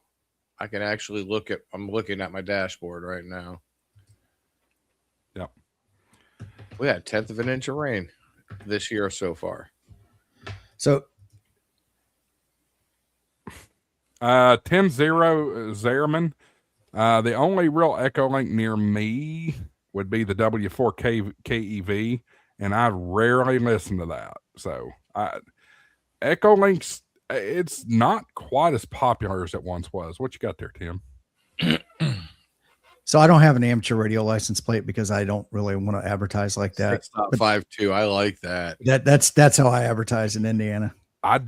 Unless you said that, Michael, I'd have never realized that. Really? I was just going for those who know, 52. Yeah, for those who know, I mean it's there. It says it, but yeah. I would have been on the radio as soon as you passed me. I would have. Hey, who's that with the 6.52 on their plate? Call me a sad bad ham or whatever you want to, but I'll be honest with you, I don't monitor 5.2 in my vehicle. If I'm on a long road trip, maybe like when I go to Florida next month, I'll probably have an HT monitoring 5.2 and then be running HF in the truck or D-Star, one or the other. I didn't know Ryan Hall was a ham. Yeah, he's a ham. Mm-hmm. KJ4 WHM. Weather ham. I like it. And there, by the way, there's an example of a Texas license plate right there. Right where? On his picture. Oh yeah, there it is. So we had yeah, I was gonna say we had that came out last night. My son was taking the trash out and he's like flipping out. He saw that. He's like, what? Holy, and cool. So I walked out. I took some pictures of it. Yeah. You want to see the new edition of my ham kit? What kills me is that there are still people out there that have no idea what this is and are freaked out every time I see it. My wife, they were all freaked out. It's been going on for 6 or 7 years now. Oh, you got a Starlink. The local Facebook page blew up last night. Nobody could figure out what the lights were. This is totally self-contained. That's it. You plug it in and go. 300 plus megs download. Yeah, I like it. I'm gonna pull that down just in case you. Oh yeah. Something gets up there on accident. No, I don't keep them kind of photos on this camera. At least you think. Camera. Not on no, not on my phone. Not on the public stuff, man. He uses Polaroids. That's right. Instant All Polaroids. Take it like a Polaroid picture. So in the 70s, man. But let's go back to MCOM here for a minute. Somebody seeing that Starlink made me realize something. A lot of the argument that I was seeing in the comments and in the emails was Starlink. I think Starlink is a game changer. Does it kill ham radio though? No. And the thing is, in like the areas in Helene, there was a lot of people that had Starlink, but after it came through, they didn't have Starlink no more because it took all their antennas away. It can still be taken down. Yeah. But if somebody has Starlink in their go bag, they should still be good, theoretically. That's why I have a bag right here. I just got the Starlink. I have a throwover bag with the power supply. I just ordered a clamp mount and a bunch of other stuff to go in this bag so that if I need it, it's there. I've got Roam Unlimited onto it. Yes, I am paying out the nose for it, but I don't care because I want it when I go someplace. Write that business expense off. Oh, did I say that out loud? Everybody go subscribe to Michael N3 NFL so he can get monetized and legit business. Hey, I went up. I'm at 194 now. So if a good example and a real world example, if you want to find out about how like Starlink and those kind of things and what you're going to do in an emergency, Thomas is a K4 SWL. Is that right, Thomas? They were trapped on the side of the mountain down there during those, and he talked about the thing. But just because you have Starlink doesn't mean you're necessarily getting phone calls out, and that's one thing a lot of people forget about. In order for you to use Wi-Fi calling on your phone, you have to pay. You have to register it, and it has to be registered through the cellular company. So you have to have that cellular connection. So if you don't do it already, turn it on at least.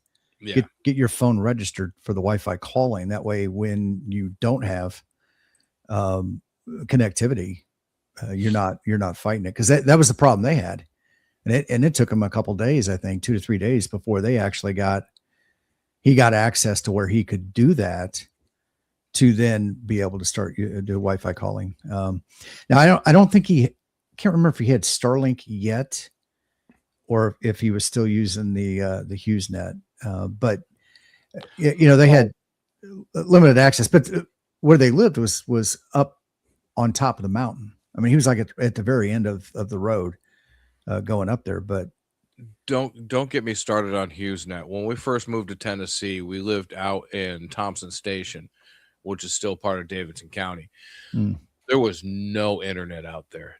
None. We had a phone line, and I went nuts trying to. I said, because I've got to get back online, and So we got HughesNet, and I tell you what, for what it was absolutely terrible.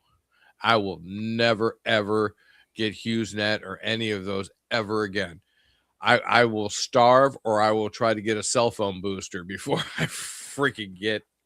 My dad was an installer not too long ago for not HughesNet, what was it? Viasat. And I begged him, I'm like, you got to get out of that industry because it's going down. It's going that nothing compares to Starlink as far as satellite. Yeah, as far as satellite goes, nothing compares to it, and it's going to drive HughesNet and Viasat out. It's just totally going to. But what is everybody, including myself? What is this? Frank, what did you start? You don't know what that is? I know, but I think he's saying play his walk-on song. I don't have his music. This ain't the WWE. Oh, speaking of walk-on songs, I don't have one for this guy either. But there you go. Hey, Dave's here. Hey, Dave. what's going on? what's up, Bubba? Oh, it's just Seed Studios. I didn't realize was having a live stream announcing a new product, so I had to be over there. What? Yeah. What's the product? What They didn't email me. It's the T2000. Oh, you're wait. Just hang on a minute. You know what's coming.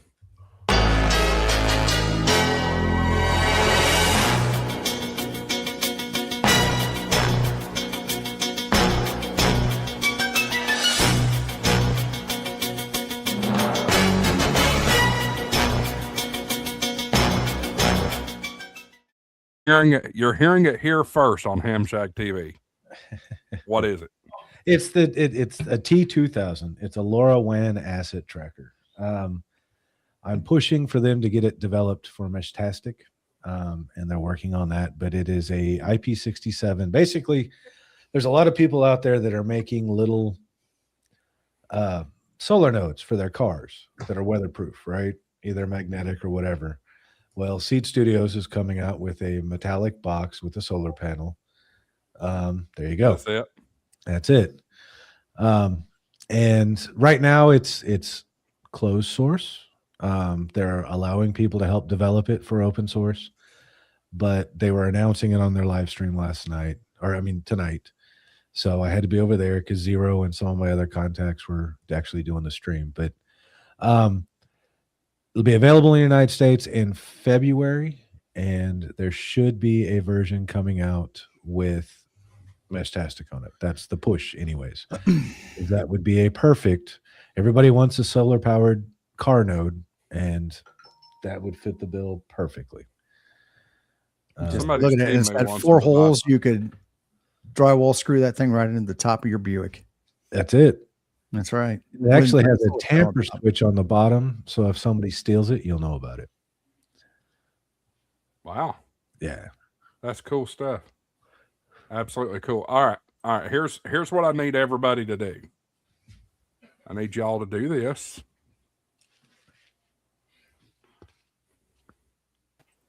What is up? How's it going? I'm Frank, KG5HD, and that's what that's about. That's how I enter all the chats and everything, and all my fans, they know who they are.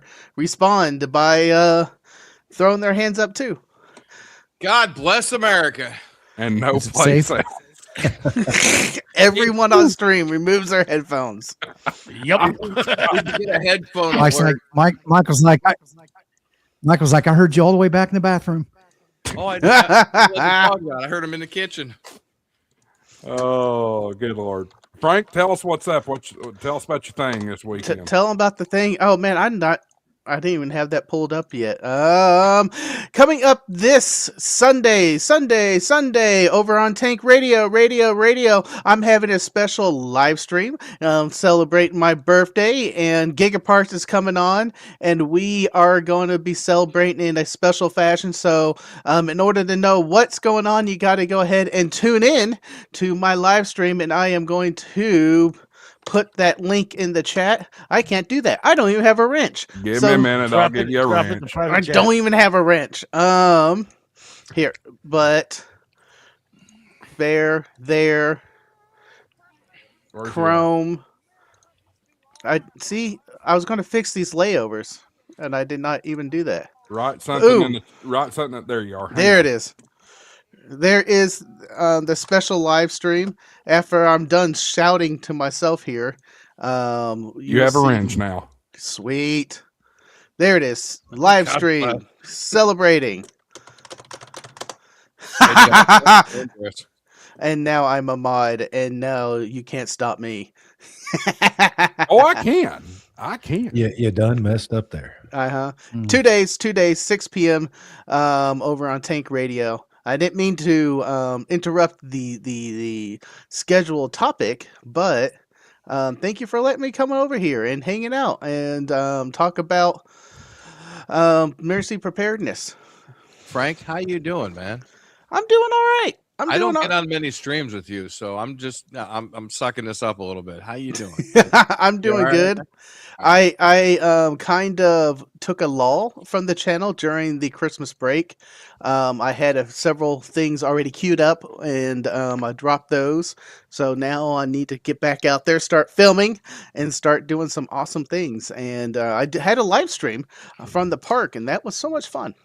I had a military guy ask me, what is Tank Radio? Because I have one of your stickers on the side of my truck. Yes! And I said, go look them up, Tank Radio on YouTube. And I also have one of your challenge coins.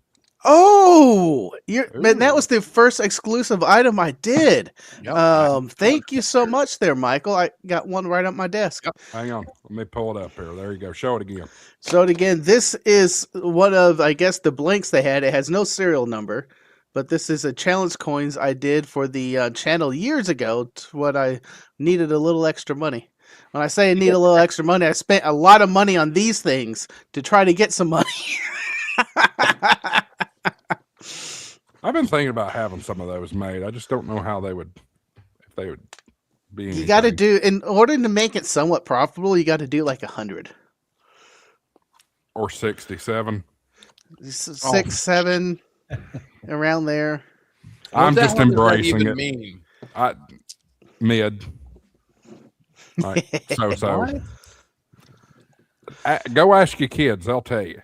Mm-hmm. My kids are gone. I have no kids in the house. Ask your grandkids, apparently. They're like this big. No, that ain't. They know what. I guarantee you they know what 6'7" is. I bet you they do. Yeah.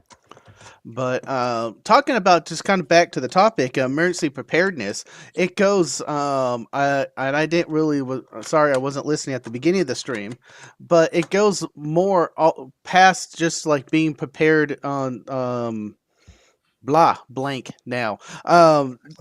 It's just getting prepared for just the winter coming in, not the whole grade down situations, just to live for like 48 hours without power. I am a practical prepper, so I have enough stocks for a week's worth of food and things, so that emergency services can then come in after that fact. But I'm not a full-on prepper where I can live with like years in my basement. And why don't we have basements in Texas? I don't know, considering it's one of the tornado capitals. Right? New England is full of basements. Pennsylvania all the way up to Maine, basements. When I visit my family up in Indiana, they all have basements, and I'm jealous of each and every one of y'all. I don't have a basement. When I moved to Tennessee, I said, "Where's the basement?" And they're looking at me like I'm crazy. I was like, "You don't have a basement?" You got to walk out. Yeah, they didn't know what a All basement. right, I just got to say, hey, Tank. Yes. Your brain rot. No, hold on. No cap. Your brain rot is Riz. Seriously? Nice. No I caught every one of that. Coder Jim says 6'7" was so 2025. Low key 2025. Thank you. That kid would say. I think we need to say that when someone says 6'7", they're like, "Oh, that's so 2025." So to kill it dead. Frank, did you see my coffee cup? Oh, I like it. Yeah. I'm from the 1900s. And he's already died of Dysentery. Yeah. I have a shirt that says "You died of temporal anomaly," and it has a T-Rex on it. Oh God!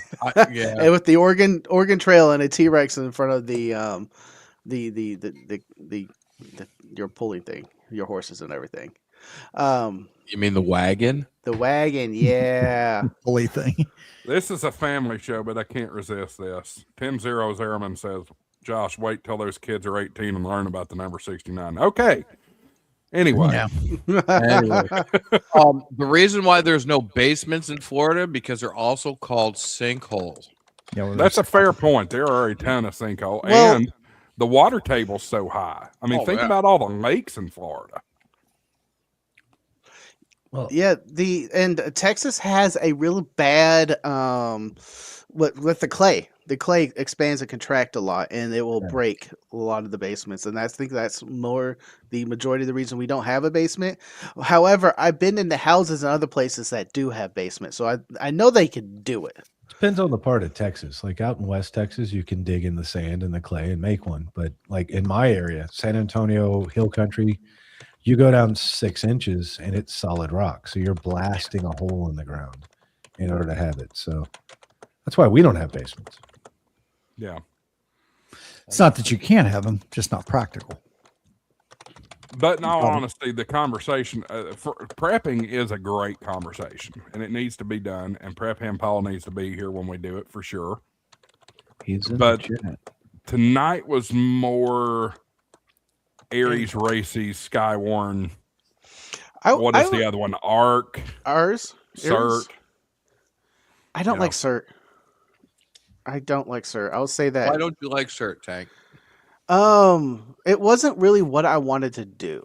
I was part of Texas Search and Rescue, Texar, for the longest time, and we deployed for hurricanes and other things, and that was more the things I wanted to do, to be more out on the front lines. Certs, you will be pretty much manning a barricade and helping out at some other events, but I don't really see them actively being deployed in the way I wanted to be utilized. So that's my 2 cents on Cert. I was guess big in Aries for the longest time, and Races. I was being a Races. I misspoke there. With the Tarrant County, and I worked a number of storm events where you go out and spot the storms and set off, or was responsible for setting off some of the alarms a couple times, and that was fun. And Tank, that's part of the reason why I wanted to make sure I jumped on is like Texas. Texas has Texas Races, right? It is the same organizational structure, but it is not the national version of Races. I'm pretty involved. I'm having to back out now, but pretty involved in Texas Races, and it's actually run by the state of Texas as opposed to How often has the Texas Races deployed and did things? Kerrville was the most recent one with the Kerrville floods. Mm-hmm. They're tied in to the Texas EOC system. I'm trying to remember Mm-hmm. the acronym for it, but to the point where, like here in Medina County, we have a couple of different layers of emergency response. But one of the things that we do have is our EOC here is actually tied into the Texas Races system. And so they can tier level where Texas will say Medina County has an issue. They'll then in turn activate our team here, right? And we'll respond and be able to take care of it. Not at a national level. And there's a gray area in the fact that it's kind of tied to the national level, to where in the event of a federal emergency, we're still allowed to communicate on ham radio when everybody else gets shut down, but we're actually ran by the state of Texas. Mm-hmm. So it's kind of a unique situation, but it's Texas, right? Yep. So we do what we want. And The rest of the stuff is, I found Aries, right, is extremely localized in the way it's ran. well, Aries is supposed to be more local. Well, it is, but it's each Aries. There's an Aries team in San Antonio.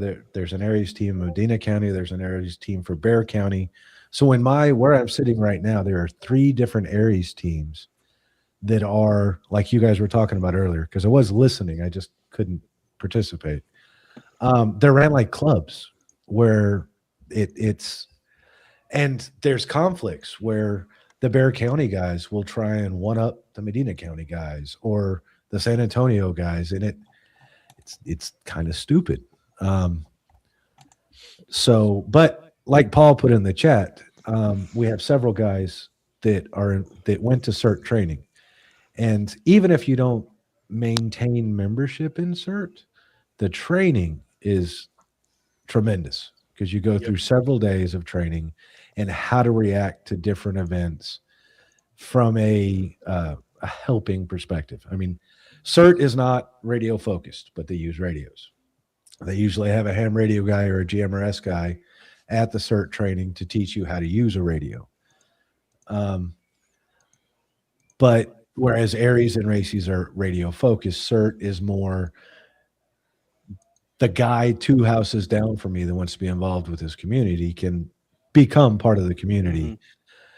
And yes, you will be running water and doing barricade, standing at barricades and stuff like that. But you get first aid, CPR, AED training. You get basic search and rescue training. You get a lot of aspects that even if you're in Races or Aries, can help you be a better operator by getting aspects away from the radio. So when I was part of the Texas Search and Rescue Group, I was trained in search and rescue, field first aid, and a bunch of other things. Of course, CPR. We were FEMA trained in all the ICE operations, right. and we were actually deployed a number of times. And I've been down to the Gulf Coast as force multiplier for big events and we were points for responding to emergency 911 calls for injuries and other things. But when I see CERT, though, I don't see them like utilized in that capacity. And that's why I did the search and rescue group. Yeah. The other kind of counter to that is here in the DFW area, we weren't getting called a lot. So when we get called on, it's mostly rural areas, and we had to drive hours to go help out with anything just because there's too much interoperability, which is great for the DFW area, and they don't need the force multipliers. And then CERT comes in and helps them out with barricades and everything else. Prep and Paul said he's been in a couple tornadoes and other situations with the CERT team. But yeah, they can be deployed, but I've never seen them personally deployed in the way I wanted to be. So I never joined them. It's the damn goofy green hard hats and vests, I think. Is what I think that's all depends on the state you're in too. Connecticut has the same colors. Yeah. I wasn't talking about the colors. I'm talking about how they're used because it's all our search deployed quite a bit out here. Yeah, and it's all very regionalized. Now, David, do you have Oxcom or ComT or L? We have Oxcom. Oxcom's actually getting quite involved with our areas and everything out here right now. Mm-hmm. I don't know if I necessarily like the direction they're trying to push it. I was Oxcom certified a number of years ago, but at that time Texas wasn't doing anything with it, and I think my certifications have lapsed. But now I hear they're actually trying to utilize them in a better role. I was looking at getting the lower one, ComT technician, but they keep offering those classes during the week, and I was like, you just don't want it bad enough, Frank. Well, I want to work too and go to every radio convention and every field day event and there's too many ands here. So I can never get it in. They offered it once, and I was already in Orlando when they did it on the weekend only. Let me hit this one here, and this is an excellent comment that I got in one of the many comments that I've received. William, sorry, I'm not even gonna try it. 368 says, all these badges, one of you demand that we don't look or we don't be like the cops. You'll stand out like high vis targets, and that is something. I don't wear high vis. No. They don't mean high vis vest. What they mean is, if you care, we were talking about badges earlier for the two of you that just joined us. If you have a metal badge, especially in this day and age, that makes you a target. Yep. So I got a metal coin. There you go. I don't count. Wait a minute. If any of the folks on the screen would have a badge, it would be you. I could totally see a tank radio badge. Not an idea, or not a good idea anyway. But Hashtag that an idea. I'm going to look into that. Have tanker badges printed up. Josh, everybody's going to show up at the different ham fest. And they're going to start handing you badges. And I'm going to take them straight to the garbage can. No, you won't. You'll have a little drawer with all these little badges. I got a couple of patches over there on the wall. I don't have an issue with patches at all, because the point is badges represent authority. And it's important, if we want to be involved in emergency communications, we need to realize we have zero authority, period. Respect my authority. Well, that's authority. just like, Authority. You bring that up, Josh, but that's just right like there for you, buddy. I can print it, and I'm bringing it. Sure you can. Put ham radio on it. Ham radio police. Sad ham monitors. Yes. There you go. No, you got to put radio frequency police. 7.200 police. The boatnet police. The boatnet police. Oh my god. I have an idea for him, and I can't wait to piss him off. The boatnet? Yes. The boat face net. The Bodie McBoat face net. Y'all can 3D print. You can't 3D print metal though, right? Yeah, you can. There's special filaments that's interlaced, and it 3D prints the metal. You can also do additive with lasers. Carbon fiber. I can get filament that looks like metal. That's right. Yeah, as soon as I hold it, I'm gonna know it's a fake. I mean, any badge that I've ever held in my life, it's got some weight to it. Like, anyway. What about what about name tags? Herbert Turner says, I don't have an issue with a name tag. No, name tags, name badges, like the plastic little name tags, like. Yeah. But you should never you should never have a shield. Never ever have a shield. I'm gonna go get my thing. I'll be right back. Your thing? Your thing. See, you need to have his thing. You need Josh. You need a rolling title screen like me. If they're up there. You know what's interesting though? That looks nothing like you, Tank. Really? Yeah. That looks like a more adult version of you. It's all the funny memes people sent me, and I liked, and I threw them in a folder. Speaking about good food, who likes liverwurst? Pass. Yeah, no.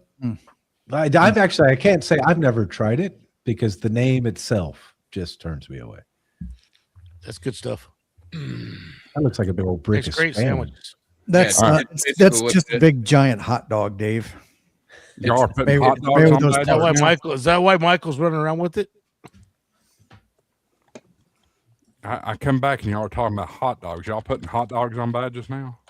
Hot dog and spam and no, we're gonna throw a hot dog. No, this was what I was issued for Aries years and years ago. Why it's on my sports radio thing, I don't know. I probably just threw it up there. We'll get your barcode now. It don't matter. It's invalid. Gundark. This is invalid now. Expired in 2020. But yeah, look at young me there. My fingers can't. Your big fat fingers in a way. I know. That's why I said. Did you see the ears on that Gundark? Yeah, this is old. But if you join Aries in most counties, they're going to give you something like this, and the only purpose for this is to get you either into the OC or past a checkpoint if there was a situation. Right. If you are supposed to have a metal badge, they will issue you a metal badge. Don't take it upon yourself and make your own. I'm done with that soapbox. I've been on it all night. All right. Well, and here's something that's kind of neat that we've done here. So I started out in GMRS, right? And a buddy of mine is still strictly GMRS. Well, when we created a GMRS group of people that were wanting to be involved in emergency management and helping out. They didn't want to get a license, but they had GMRS radios, a GMRS repeater, and they wanted to see what they could do. So we actually created a React team specifically for the GMRS guys. I moved on. got my ham radio license and got into some of the bigger boy stuff. But when the ham radio club and both of us, the ham radio club and the GMRS React team, approached our emergency management coordinator, we created what's called Medina County Overwatch, which is a combination of the GMRS team and the ham radio team, where we work events, and whether they're planned or unplanned events, together. We still have to have two separate teams, and obviously most of the ham radio guys actually have GMRS licenses so we can cross communicate. But we have become part of the emergency management structure for the county, to the point where Medina County Overwatch got a commendation from the commissioners, and is an official entity within the Medina County emergency management chain. So it can be done, and it can be done at a local level where you're taking care of, your own, which is the idea that we had to begin with. We use the Aries moniker for the ham radio side. We have the React moniker for the GMRS side. Both sides have several CERT trained people. So we've kind of made our own little Medina County emergency management team where we work fires directly with the emergency management coordinator. That's the most common incident we have out here is fires, like brush fires. But we've all been trained we have a major train track that runs from Mexico straight through our county into the rest of the United States. So we've been trained on hazardous response for a train derailment, and how to identify what's in the containers, what we need to worry about. So there's a lot of different ways you can be part of the emergency management chain without getting into the politics of national races or Aries, right? And the funny thing is, our Aries group almost runs completely independent. We're under the Aries through ARRL, but we kind of run our own thing. So just wanted to share that there's a lot of different ways you can help, and having a good plan and getting with your emergency management coordinator for the county you're in is the first step. There's a lot of counties now that are understanding, especially in the state of Texas, but beyond that, with the hurricanes and the tornadoes and all the bad weather that's going on, time and time again, the ham radio guys are the only ones able to talk, right? And so they're really now starting to look at where we used to be the primary source of communication back when these organizations were created. Modern technology fails very easily in a natural disaster. So now they're going back to looking at the old technology that we use for us. So, but that was... What? You're saying my cell phone will never always work? Yeah. No, but that Starlink will. That it will. Until they turn it off. Do you want to trust something that has a magic button they can just disable it? And if you pay your bill? Hey, this is good. This is good here. Look at KT4RM. Josh, Tank needs to design you a badge. Tank Commander SWAT with this. That's a great seal in the middle of the badge. There you go, Frank. There's your new sticker. There you go. That would be friggin' hilarious. Well, y'all, hold on. Let me try to pull up. Y'all see my giant patch, right? In the back of my hoodies and some of my t-shirts. Oh, I thought you were going to see the back of your head. I was like, what? Yeah. It's like tattooed right here. That'd be awesome. Just pull up the hair and there's that tattoo. Hey, 10-0 makes an excellent point that I didn't even think of. The sun will ruin that Starlink for you with one solar flare. Excellent. Yeah, but if the solar flare passes, you're good to go. Not necessarily. Not if it fries those satellites. He's going to have 1 billion of them up there. Are you kidding me? Yeah, but do you know how fast they're falling out of the sky? Mm-hmm. They're grounded.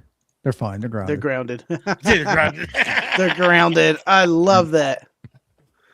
Hey, there's a good debate here going in the chat, and this kind of goes back to another video I did last week, and I don't know if we want to tackle this right now because we are already in overtime. But A little bit. let's see here. Where is it? Somebody was bringing up a point about GMRS. Oh, the GMRS versus ham radio. Yeah, that's what it is. Somebody, I can't find it. I'll tell you the comment. GMRS is the community college. Ham radio is the. No, it was before that. Oh, was it? Oh, okay. Yeah, sorry. Somebody was making a. I can't find it anymore, but they were saying that GMRS should be included in your ham radio license as default. Well, how do we feel about that? No. Oh, I was showing you the patch, or this is the large patch I have for the channel. That could be our badge. There you go. At least it's not a shield. Hey, bring it back up. My friend said only a vain person will put themselves in their own graphic. Oh, you are in there. Yeah, I noticed that. I was trying to figure out if you had that embroidered, how in the world that would work. My friends are like, why'd you put yourself in a sticker like that? I'm like, because it's awesome. I just have a bigger tank up there, like a big giant Sherman or something. Go ahead. Oh, I was just on the GMRS thing. I think it should be included in our license. Really? We're already on 2 meter 70 centimeter. GMRS is just outside of 70 centimeter. So we're already there. Why not just allow it? He's shaking his head no, and I'm shaking my head no. No. GMRS and FRS, they are the easy buttons. If you want an easy way to go, but don't you get more watts with GMRS? You do get more wattage with GMRS, and that's why you're becoming licensed. Your license actually shifts. So FRS radios, the license actually is the radio. The radio itself is licensed. GMRS, you assume that license, and for the family, if you want the easy button, that is the way to go. There is no technical knowledge needed other than putting a battery in and turning on the power, right? Right. Ham radio is so much more than just 70 centimeters. And I see people all the time talking about that online, and it drives me up a wall. But if we're already licensed GMRS higher than GMRS, right? Why not automatically get the privileges instead of having to buy a separate license? So you're saying we're talking about we're only talking about just ham radio. Yes, ham radio getting by default. The GMRS. The GMRS privileges by default, not the other way around. The other way around. Yeah, not the other way around. So why not? We're already licensed higher than GMRS because you just pay a fee for GMRS. Mm-hmm. Why not automatically get the privileges instead of charging me another $35 for a license? Because you're blending two different types of radio, and people are already getting. Well, I don't know if they're getting in trouble. Well, the license used to be free, so at that point it was a why not? It's just filing paperwork. Well, actually, the GMRS license used to be $70. The ham radio licenses used to be $70. Then they went free, and then people abuse the change in their call signs every other week, and then they put everything into a $35 fee schedule. There are two different radio services, and so I understand what you're saying. But one of the problems that we have is people take Part 97 radios and use them on GMRS, and those radios are not licensed. Well, and it's easy to be done, and I'm not knocking on my friends at Gigaparts, but there's an option when you buy a radio from Gigaparts to have it Mars modded, which would open it up. But that doesn't make it invalid equipment. You're still taking the responsibility to operate within your bands. Yeah, as a licensed ham radio operator, our equipment, we are the license, not the equipment. We can make a radio and operate that radio because of our license. So the ability to take my Baofeng and use it on GMRS, as long as I know the rules and it follows the rules, my license covers that radio. So why not have the privileges for GMRS? instead of having to pay for another license. Because we all, as ham radio operators, we're the one who gets in trouble. GMRS, it's the radio manufacturer, right? And then if you're doing something stupid, your license. FRS is completely on the manufacturer of the radio. Right. So as we get higher as a level, why not be able to, as a ham radio operator with a GMRS license, be legal to take any radio and be able to use it on GMRS as long as it meets the requirements? Or any radio and put it on the ham bands. You know, there's also taking commercial radios and putting them on the amateur radio bands. Well, Part and 97. So we can do it, right? We can do that. We can, yes. We can, right? Because the responsibility goes back to you. So you can build your own radios in this, and this is where that line gets blurred. You know, so the guys in GMRS, I get it. That's the easy button, right? We have quite a broad set of frequencies. Even with the technicians is kind of limited, but the general and the extra, you've got so much more that you can do with it. So I don't know. I mean, why? What's the difference? It's $35, right? For it's $35 license. It's also, but it also expands it to, what, your family? I mean, no, well, that's part of the point. GMRS license proposition. That's true. Is that it's a license for the family? That's true. Yeah. And that's not something I was really, the track I was thinking is no, because it wouldn't be able to extend. It would be no, because if I got a GMRS license, it would still be on me to make sure that my family under that GMRS license operates within the GMRS rules. Right. So still your responsibility. It's why have another $35 fee when we can do way more and better already to be able to operate on a band that doesn't require the requirements. So am I hearing Dave for FCC director here? I mean, they're doing I feel a lot of it's a money grab, because I don't think It is a money grab. I do, Tim, because I didn't pay for my first ham license till I got my third renewal. I don't think it's a money grab as much. Most of the FCC is funded by commercial interest. That's part of the reason why we're always the stepchild and things. But so I don't necessarily think, because it used to be free for us just up until a couple of years ago, and it was a bunch of people whining and complaining on one hand that they're paying too much, and another group of people that were essentially abusing the vanity call system and changing our call sign every other week. Real quick. Shout out to Brandon Win 8322. Congratulations. Well, heck License upgrade today to general. Congratulations. Very nice. He was on the kids table the other night, last night, mentioning that he had passed his test. So whoop whoop. There you go. This is interesting, y'all. Button, Tim. I think part of why you call GMRS the easy button. I think part of that is because a lot of people screaming the easy button and stuff like that has driven a lot of people away from ham radio. They want to talk on the radio.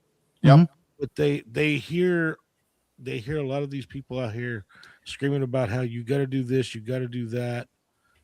And so instead of getting their ham radio license, they go that way because honestly, and I know a lot of guys that are in the overlanding world. I know guys that would love to talk on HF radio, but they've heard too much of that. You have to do this, you have to do that. There's too many. They're not worried about the testing. They're worried about the way they're being treated. But there is one thing that I think everybody is forgetting and will very easily forget. Anybody can go and get an HF radio right now and get on HF. You know what that's called? CB. Yep. 27 megahertz. But 4 watts doesn't get you very far. Legally. 12 watts on sideband will get you a lot further than you think. And people, and I know people are going to say, 125 miles. No, that actually has been, and Salty Walt talked about it, but that actually got changed. There is no 125 mile limit on CB and on single sideband anymore. Right. But as you said, Dave, in the overlanding world, everybody was CBs. And then a company came out called Rugged Radios. And Rugged Radios blew up because they're like, well, this sounds so much better. We can put multiple headsets. We can do all this stuff. You're paying a lot of this. And, they started out at FRS. And then they moved into GMRS. And then the Rugged Radios were selling everything to all these guys. Like down in Hammertown, Rugged Radios has a huge setup. Pretty much any overlanding show you go to that's big, Rugged Radios is there. They don't tell you, right? What's that? I was just say I didn't see them at Moore. Yeah, they're not at Moore. Midland shows up. Yeah, Midland's there. That could be because Midland is a Kansas City store, a Kansas City company. Right. Midland's got a huge booth at Moore. So, but on that track, they don't tell they don't tell you till they're buying the radio or that you're doing the research on the radio deeper that you have to have a GMRS license to run this. So you think they're misrepresenting the product where they're not specified telling you that you need a license to use this equipment? Yeah, because if you look at their advertisements, you don't see a license blurb. You don't say you need a GMRS license to operate this years ago, I went on a trip with my friends, and my friends bought a GMRS FRS radio. And it was just blister pack. There was no warning or anything. It was buried in the legalese on the last page. In order to use frequencies or channels 24 to da da da da da on this radio, you need the GMRS license. And I brought it up my friends. They're like, "Who cares?" Tim, we got corrected. I saw that. Rugged Radio was at Moore. I was about to say, I swear they were at Moore, but y'all outvoted me, so you intimidated me. Yeah, Bill says sorry, we didn't mean to bully you. Power supply from it, or a power switcher from him. Tank, we didn't mean to bully you. I mean, so, yeah, Mesh Dave bullied you, but not us. But we didn't mean to allow Dave to bully you on stream. But do you see where I'm going with this? There's a lot of overlanders out there that I know personally that are ham radio operators that love to go out and operate HF and VHF and UHF, and they have some of them have modded radios so that they can talk to the guys on the trail that's riding with them. That being said, there's a lot of that happening, and a lot of these guys, not the overlanders, the ham radio overlanders specifically, but a lot of the overlanders just buy the radios and throw them in their trucks because they think they're just talking on the trail, and that's it. There's quite a few of them out there that license. What do you mean license? Are you kidding me? Yeah, I bought this the other day. It's fine. I don't need anything exactly. special. Yeah, and that's no different. I keep like 3 GMRS radios. These are the kinds of idiots that will just take anything and throw in their vehicle and put a mag mount on it and not have a clue about SWR. See that's the thing. They're not educated enough to be more than what we've talked about, an appliance operator, literally. Yeah. And to them, that is an appliance and it's a means to an end so I can talk to my buddies on the trail. But it also, I agree, it's also a gateway into amateur radio. If you want to start to learn more and how to get farther, I'm agreeing with you, Dave. I'm agreeing with you. It's a great, easy step to get into it. Especially with them making the tests much more open to everybody.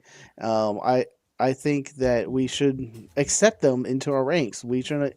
Oh, you came from the GMRS days. How cute. So Fat Brady there makes a comment. Says GMRS in my area is way more active than ham when it comes to repeaters. And that's absolutely probably true. I was driving through Indianapolis, and the repeater that I used to regularly talk on when I lived there was just absolutely dead. The 2 times I went through Indianapolis today, where it was like the busiest. But ham radio in the 2 meter 70 centimeter is far more than just that little sliver of FM and repeaters. Right. There's so much more to it, and that's why I keep saying the GMRS and FRS are the easy buttons. if they're just wanting to talk and local simplex communication on FM, that is the way to go. But you could do weak signal satellites. You can do sideband. You can do CW. You can, AM. You can do all of those in that 2 meter band that you cannot do with GMRS or FRS. Exactly. So yes, there is so much more It's that a gateway where like I started with GMRS, got really sick of the channelized BS, and got my ticket. So I could there's another thing. Channels. We have no channels. We have no Yeah, we do. channels. Yeah, we do. 60 Well, meters. 60 meters. Well, that doesn't count. But we don't. Like you brought up the repeaters and 2 meters being dead. Are they really dead? Are there really not people talking? No. Oh no, there are. Have we fragmented it so bad with DMR, Fusion, D-Star, P25, NXDN that everybody's just Well, that's a fair point. 'Cause I'm going to take the fragmentation in a little different direction. You are right. With the DFW area, people are on waiting lists for 10 years to get a pair in the Dallas-Fort Worth area, and there are so many. Yeah, there's so many repeaters out here. Where are the people to talk to? So we're the same way in Indianapolis. You can't get a pair. You basically same here. Have to hijack one. Same here, because some of the hams they'll get a pair and hang on to them forever, even though they don't have a repeater up. And it's super frustrating. I'll give our repeater council credit on that, because our 2 meters, I mean, there is no pairs left, but every 2 years they start following up on repeaters, and if they don't get responses on them and they don't find these repeaters on the air, they start clawing those frequencies back, those pairs back, so they can give it to somebody else. Yeah, if you want a pair, you got to do 2/4, 220. Yeah, 220's open here for us too. But again, there's so many repeaters. You got to scan them all to talk to someone. Before COVID, though, there were a lot of repeaters much more active during the drive time, and there were there was groups of people just talking during drive time. I knew many of them, never met them, but COVID killed all that, and it hasn't came back yet. I agree. That's what I was talking about up here prior to COVID. Yeah, you had a hard time getting in a word edgewise and it was fun, right? And these were fun. Like we're shooting the crap right now, and we're going back and forth, and some of us are talking over each other. I mean, you kind of got some of that too, and that was fun, right? Everybody had a great time. Like I said, every time I go up to Indianapolis and I go through there, zip zero, maybe 1 or 2 people. Tops. It's sad. Digital stuff did run away a lot of the elders from a couple of repeaters that were very active, and then a club, nameless, decided to make that repeater also digital in a dual mode, and all the analog people got tired of hearing the digital noise and turned off the radio. It's called PL tones. Oh, why do I need to put a PL tone? So I don't know someone's talking digital and I key up. I'm interfering with the repeater now. No, and they're technically interfering with me. If you had System Fusion, it would fall back to analog. Well, it would fall back to analog, and then the guys realize that you're on analog, and then they're like, "Oh, we're on analog. Go into digital mode. Click." And they're gone again, talking in the digital. You got to do is key up, and it goes right back to analog. Dude, I might have been a guy who just, when I hear the digital noise, chunk the repeater. Serial analog. But you know what? If they've already got control of it, if your repeaters are set up right, you won't affect them at all. No, what they should have done is do it with a new pair or a pair that wasn't as active, because that killed that repeater for a lot of the older gentlemen on the club. So I say is All-Star Link is the best digital mode out there. Someone said Zell was the best digital mode out there. Well, Zell. I got that from the chat. Yeah, somebody was talking about Zello a minute ago. Yeah, Zell works until you're Zell is a payment app. You're talking about Zello. No, not that Zell. Zello. It's a push to talk app. Yeah, but that will work as long as you have an internet connection. Yeah, a lot of storm chasers use it. Well, All-Star's only going to work if you got internet connection. Yeah. No. Still works as a local. Oh, which hurricane was it? You can have a duplex hurricane in No, Texas. The All Star's not going to work though. You could still use it as a local repeater. Absolutely. I mean, it's there. The point is, it's not even digital, Dave. It's voice. analog It's voice, FM. Yeah, yeah. It's the old phone VoIP is exactly what it is. The original All-Star. phone VoIP. All Star. Somebody was bringing up Echo Link earlier. Same thing. You could do sideband on Link's that. not going to work if the internet's down. And that's the other thing that drives me nuts. Are these boneheads that are advertised in the POC radios, coast to coast, in the event of an emergency, blah blah. I said, yeah, but if the cell phone or the cell towers go down, you're done. You're not talking to anybody. Mm-hmm. Or even if it's overloaded, you take that to an event that there's thousands of people out there. The cell towers are so overloaded, data is crawling. So it's not going to work. But I don't like those when they misrepresent it, when they just tell you what it is. Oh, it works on the cell towers on via these carriers. Okay, that is good information, but don't use it as this is your emergency communication device. Can talk on it worldwide. We know, Bill. You're a POC fan. You can talk on this thing worldwide that's sitting right in front of me. This 7300 Mark II. And there you go. 991 Alpha. And the Sherry node, once I plug it in, where's Dawn? Right. But yeah, it's just somebody in the chat said, how do I get my kids interested in ham radio? Give them FRS radio. Show them all the cool stuff and show them how it works. And, I mean, it's better than a cell phone, et cetera, et cetera. There's so many options out there to get kids in. My son. Can I watch TikTok on ham radio? What's that? Can I watch TikTok on ham radio? Absolutely. No. You can. Slow scan. What? Are you talking about TikCan? Oh, for God's sakes. ATV. All ATV. right. I bet you can do that on 2 meter. If there were, if you could do something TikTok like on ham radio, guarantee you that'd get the kids' attention. Can I still swipe the screen? I mean, swipe the waterfall. Yes, swipe waterfall. But I told my son, my oldest son, I said, dude, you get your technician license, I'll buy you a real portable radio. But you can't get kids interested in something they're not interested in. Oh no, my son is totally interested. Actually, all my boys are. They just, I'm not there to help because they're not here. And I said, you get your general license, I'll buy you a real HF rig, the whole shebang, get you on the air. And he said, bet. And I said, okay, we'll see if you get this license. So we'll see if he gets the license.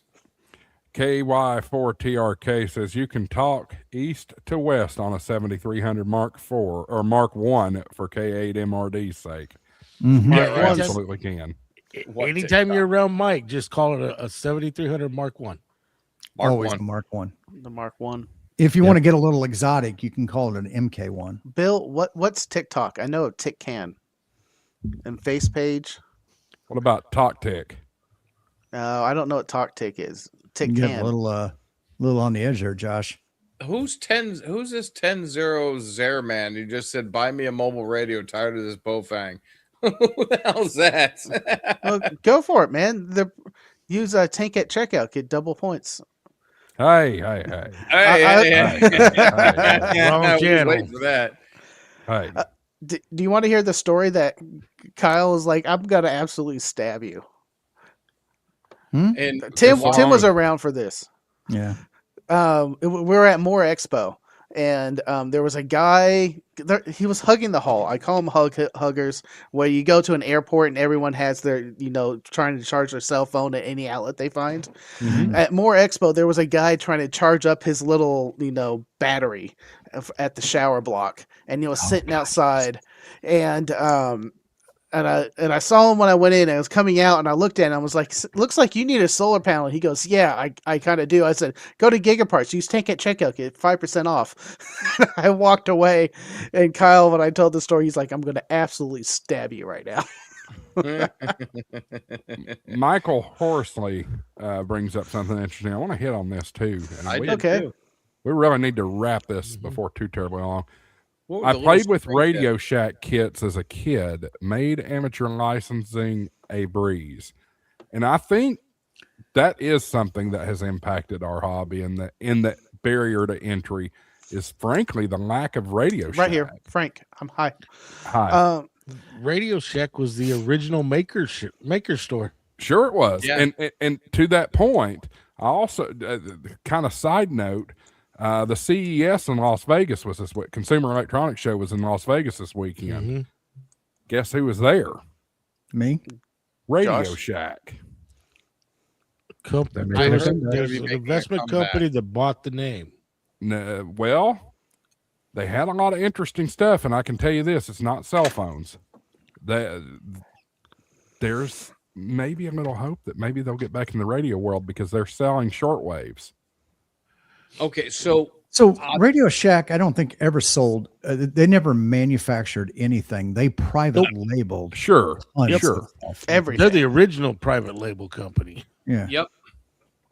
So we have a local Radio Shack in KMPA, and it's actually a Radio Shack. It's a franchisee who bought his Radio Shack and has access to the name. A couple years ago, he told me that all of the people who own the still existing Radio Shacks have gotten together and wanted to bring back Radio Shack, separate from Tandy, because it is now a separate entity. Radio Shack is no longer with Tandy. It's this whole group basically bought Radio Shack, and they said they wanted to bring it back. And that was about 3 years ago, the last time I heard it. So I welcome it, but that'd be awesome. how can we get more kits out there? Because The kits were awesome. yeah, why can't we do foxhole radio kits and some other things that help, like build your own radio type stuff out there? There's kits for antennas for days, Right. but there's no kit for let's build Even the let's little build a crystal simple radio radio. Even the little crystal radio kits, those are fun. The little springs, you put the wires in, and you put the little ear thing in, and you're like, holy crap, I hear their AM station. Hmm. But do like little kits, easy kits like that. What's the little radio one they have? 4 days of May, QMX. Those Yes. QMX radios are amazing, but you need good solder skills. But I want something simpler than that. I want something that a kid could do. Yeah. I could see a product like Meshtastic doing well inside of a Radio Shack Oh yeah. Yes. easily. Hugely. Seed. Oh yeah. Especially Seed actually having storefronts instead of online presence. They can actually have a brick and mortar presence. Well, and not only are we talking about Meshtastic with Seed, Seed's got so many other products that could be integrated in the storefront like that. Oh yeah. Well, Especially that thing I bought from you, Dave. I forget what it's called. The Sense Cap. The Yeah. Touch. There's a lot of, and they're toying the idea, but they would rather have somebody else sell it. But the maker world as a whole is starting to get more and more and more popular. So electronic stores are going to be needed more and more and more. Somebody that sells little ESP32 boards, right? They can do numerous different things. And Arduino development kits and stuff like that. All of that stuff is all online stores. So if you had a storefront in the right area where there's a lot of people that tinker, you could make a killing. We actually still in San Antonio have a store that sells electronic components. It's the last one. We used to have half a dozen or more. We still got one. And you can still go buy diodes, resistors, and walk in there with a weird part. And the guy behind the counter who's been doing electronics for 60 years can look at that and go, oh, yeah, I got about 20 of these in a bin over there. Yep. But yeah. Are we so used to now just buying things online that store brick and mortars don't make sense, even if you are in a heavy populated area? Oh, yeah. Well, and somebody Amazon mentioned this in the comments a mortar. minute ago that an advantage would be you'd have it in your hand today. Well, frankly, with this, there's Frank again. Howdy, Frank, right here. There's so many damn Amazon warehouses across this country now. That's almost Around still the not world. enough. Yeah, I mean, around the world, but specifically here in the United States, you can almost get anything same day nowadays. Oh yeah, but you can also at 9:40 at night when all the brick and mortar stores are closed. I can order something on Amazon and have it tomorrow morning at 10 a.m. Or before. or before, depending on how close you are to a distribution center. So yeah, They're delivering as early as 2 a.m. here. Yeah, Oh, wow. They have a 2 a.m. to 4 a.m. window. I'm still rural, so the fact that Yeah, I'm getting next it's day. next day, and it's during the day for me. Yeah. So Amazon is putting 4 brand new distribution centers in Israel. And because Bearcom, the company I work with, anybody got a passport? Because somebody's going to be putting some radio equipment in. I got a passport. I'm good. We can I ain't going discuss to that rates. part of the world ever again. I understand that, Tim. And then they were talking about Luxembourg. There's like 8 new Amazon facilities going in that tiny little country of Luxembourg. So I love traveling. No, I like traveling too. I just don't like traveling to that part of the world. Yep. That's a no-go zone for Timmy. Yep. All right, fellas, let's do a quick around the horn with final thoughts. It's getting late. Some of us have to work tomorrow. Michael, we'll go around the clock. You're at 12 o'clock. You're first. 12 o'clock. Any final thoughts? Get out in POTA, get your GMRS license, pay the $35, do it legally, get your ham license, get your tech license, get your general license, get your extra license. Get on the air, be active, get with your community, check with your people. I hear somebody snickering. No, that was me calling. Oh, okay. Get out there, be active, get out, talk, find out who your emergency management is. If you're interested in race these areas, find out who's available in your area, talk on the repeaters. You know, if you're interested in race these areas, even CERT, there's always advertisements for CERT. You can get online, look up CERT online in your local community. If you want to go that route, areas or races, there's everything's available out there. This is not a recruitment, but it should be. We definitely need more outreach. Have fun this week. Stay out of trouble. Do not be next week's safety brief.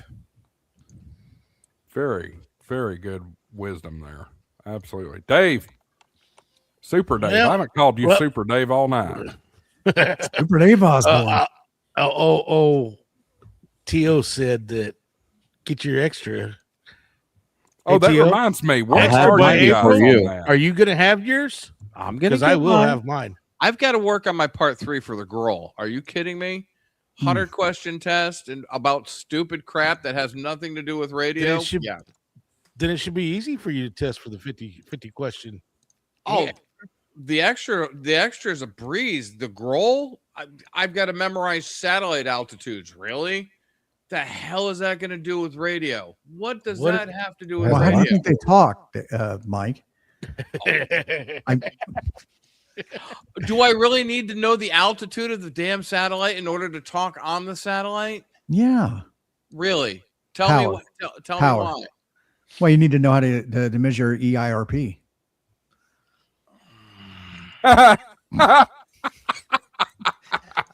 I'm sorry. You want the GMRS of girls? Is that what you need? I want the GMRS version of the growl. Yeah, for what we as not you, Tim. You know my argument. I know. There's some dumb crap in the growl, but there is. So, go ahead, Dave. What were you gonna say? You're gonna get your extra? Yeah, I was challenging you to get your extra by April. I'll have my extra before you, sir. To remind everybody, there is a challenge among my panelists here. There's a broad challenge across many YouTube channels. Hey, have you gone to the clubhouse and filled out the form to make it official? Why do I want to go to the clubhouse? I got my own VE guys right up here. No. Just to fill out the form to be part of the extra by April challenge. It's accountability, Michael. Why do I have to? That's prove exactly it. It's Accountability, accountability. buddy. So here on my channel, I believe it's just Dave, Michael, and Andy. Dave, you've already got it, He's right? not going to get his extra. No, I'm a general, but I won't be able to. I just had my pre-delivery inspection on my trailer today. I'm not going to be able to study for anything. Gotcha. The three of them are all generals, and I have given them the challenge for this channel. I don't give a shit about April. That don't matter to me.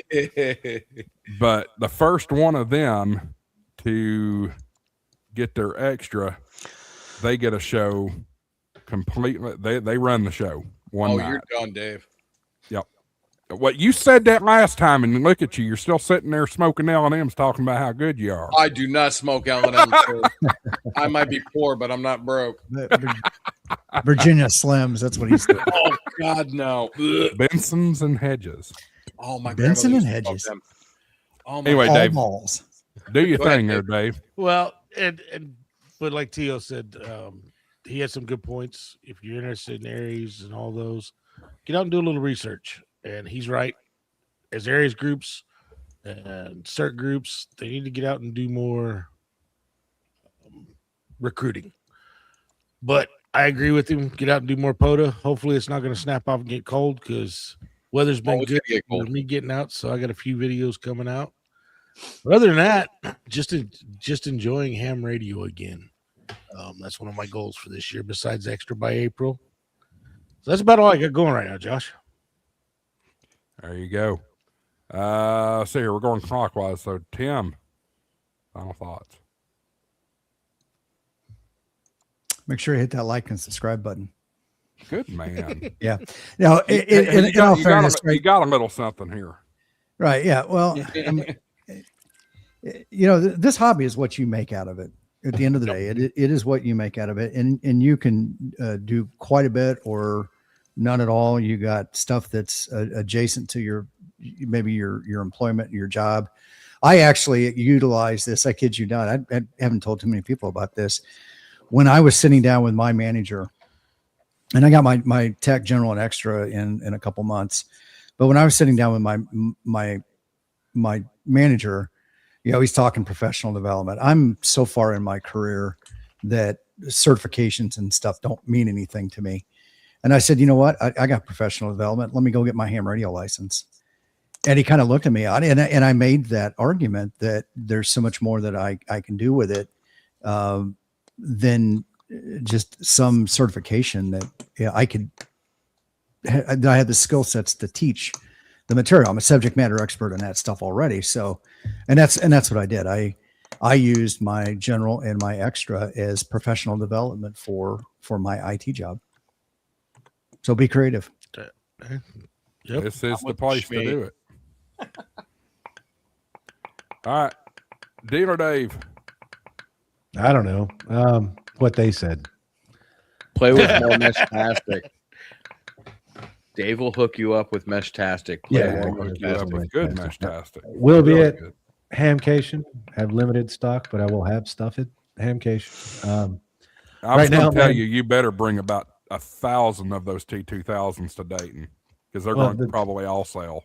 T2000s will not be available in the United States till February, and the Meshtastic version is being developed. So that'll be a next year hot ticket item, I'm sure. No, right now I'm so focused on trying to get out of this place and into the trailer. I'm just here. But yeah, go out, play radio. If you want to get involved in emergency management, find what organizations are around you and get involved. You don't need to create a new one unless there's absolutely nothing there. But yeah, just get involved. There's plenty of different ways to handle AMCOM, and maybe we can figure it out. There you go. All right. Do we need to take our headphones off? No. I can behave, I guess, if I have to. Tell us about, give us final thoughts and plug your thing again because we are going to be there this Sunday. Yep. Final thoughts. I agree with a lot of y'all. It doesn't matter what you do to volunteer and help your community. Any aspect that you can do and you feel comfortable doing, do it. The group doesn't matter as long as it fits yourself and your dynamics. That's races, CERT, Aries, and one thing we haven't mentioned on here, Red Cross has a big radio group that goes out and deploys satellites and other things to help support emergency communications. So any of those that you can do it. And it's fun. I'll tell you from experience, it's fun. And then coming up on my channel this Sunday, it's going to be Sunday 11th, Tank Radio's birthday live stream. We're just easy. You told us not to take off our headphones. You're right. I'm sorry. My birthday live stream, I'm going to have a bunch of friends come on, and we're just going to be hanging out, talking with each other, shooting the breeze, and figuring out what else is going on. And the Gigaparts is helping us to celebrate. In order to find out what that means, you got to tune in. And oh wait, look, I forgot to spam the chat. There we go. With that link, I'll see you there. And You misspelled it. what did I do? That was a complete copy and paste. You know what? No, what it doesn't I'm work for thinking. me. What I'm clicking the thinking link is and nothing Gigapart. happens. He says you got to tune in to figure out what Gigaparts is going to do. Yeah. Gigaparts also sells computer supplies. Mhm. Use coupon code HamShackTV for double rewards points. Mhm. I bet you they are going to give you a new keyboard for your birthday. A new keyboard? you. You don't like the sound? Thank you. Oh my God. Dude, Well, I'm- and then while Dealer Dave was talking, it sounded like you had a freaking dog clicker going. Oh, sorry, ADD. I found a jar of Mike's hot honey. Hot honey? Oh yeah, and the little white part is still in there, and I figured out if you push it, it makes a Mhm. sound. ADD. I have so many toys on my desk. I don't even know what's around here. But hey yep, Tank, I better get an invite. all right, hit me up in Discord. All right. All y'all invited. All y'all invited. It's always I think a I fun- spammed all of y'all, majority of y'all already. The ones I do have in my Discord links. I didn't get an invite. What's up with that? I was gonna say I You didn't get didn't? an invite. No. What? I swear I got you. Dave, I did not get you. I'm sorry, No. Dave. Man, I thought I got you. See where you rank, Dave? I Dave, know. You know. Dave is important. know I where swear I'm I at. got him. Maybe I'm going to spam my Texas Hams channel. Vern over in Kansas got an invite, but Dave, Texas, Dave, Mesh Dave, Tex- did not get- Texas Dealer Dave Dave. is always welcome. But congratulations, Dave, on the new C Studio product launch, or at least announcement. Sorry to hit you up on the back channel. Did not know what it is. I saw T2000. I said, yes, the next iteration of the T1000s. I must have this. That was I did- hilarious. I didn't even know what it is. I was like, They put the must black have in. now.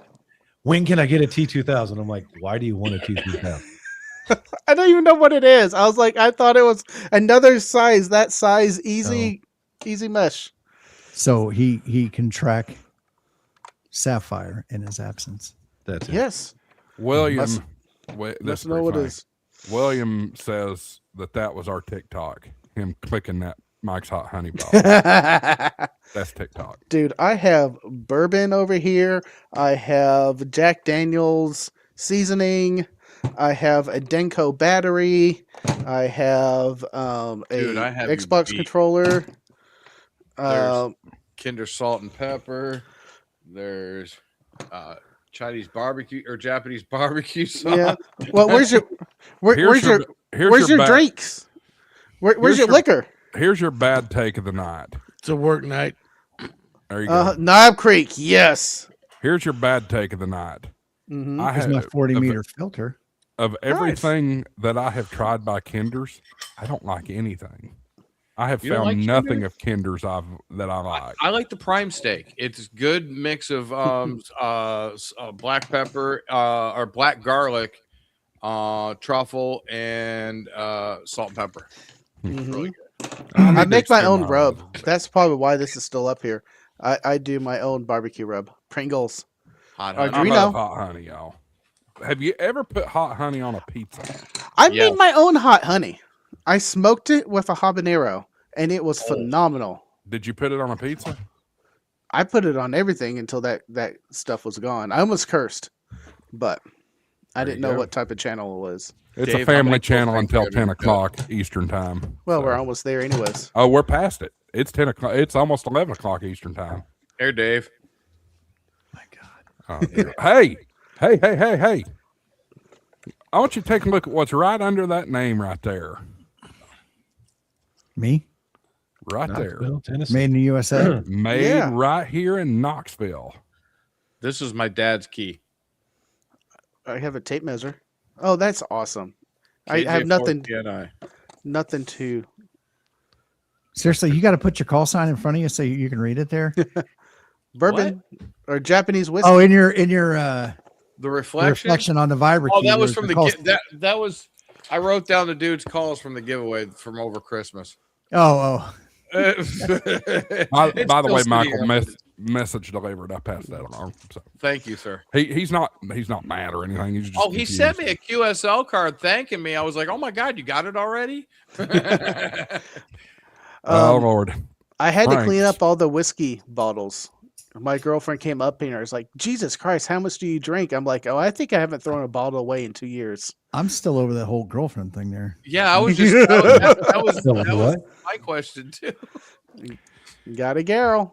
All right, y'all, hang out a minute. I'll put this thing in the bed, and we'll give a quick debrief in a minute. So anyway, appreciate everybody tuning in tonight. I don't know how I made Frank the last one I took off. I guess it's luck of the draw, but appreciate everybody tuning in tonight. We are almost an hour into overtime here. 51 folks still watching. What a great stream. Ever since the Christmas stream, y'all have found us and you've stuck with us, and we've had more and more people watching. So really appreciate that. If you're new here, make sure you hit that subscribe button down below. Give the video a thumbs up. If you're watching on Team Replay, appreciate you being here. Join us every Thursday night. Generally every Thursday night, unless it's a holiday or something bad's happened. 8 p.m. Eastern time in the real time zone, or 7 p.m. in God's time, according to Ham Radio 2.0 and Tank and all those heathens down in Texas. But anyway, guys, appreciate y'all watching.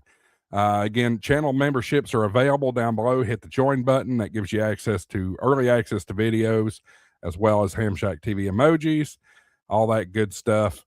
And go check out all the folks' channels that are with us tonight here. Dave, Hillbilly Ham, Michael M3F MFL, that's Tortoise Overland, Gray Man Poda, go check his channel out.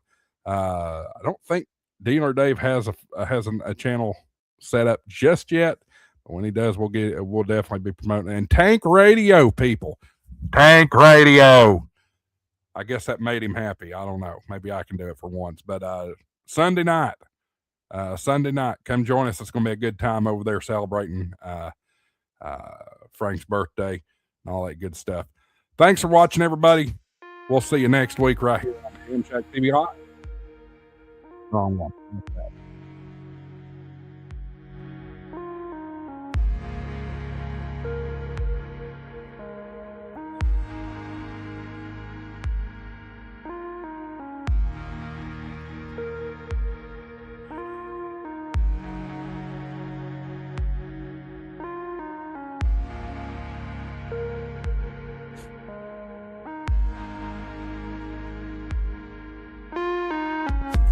Money isn't everything. It's the only thing.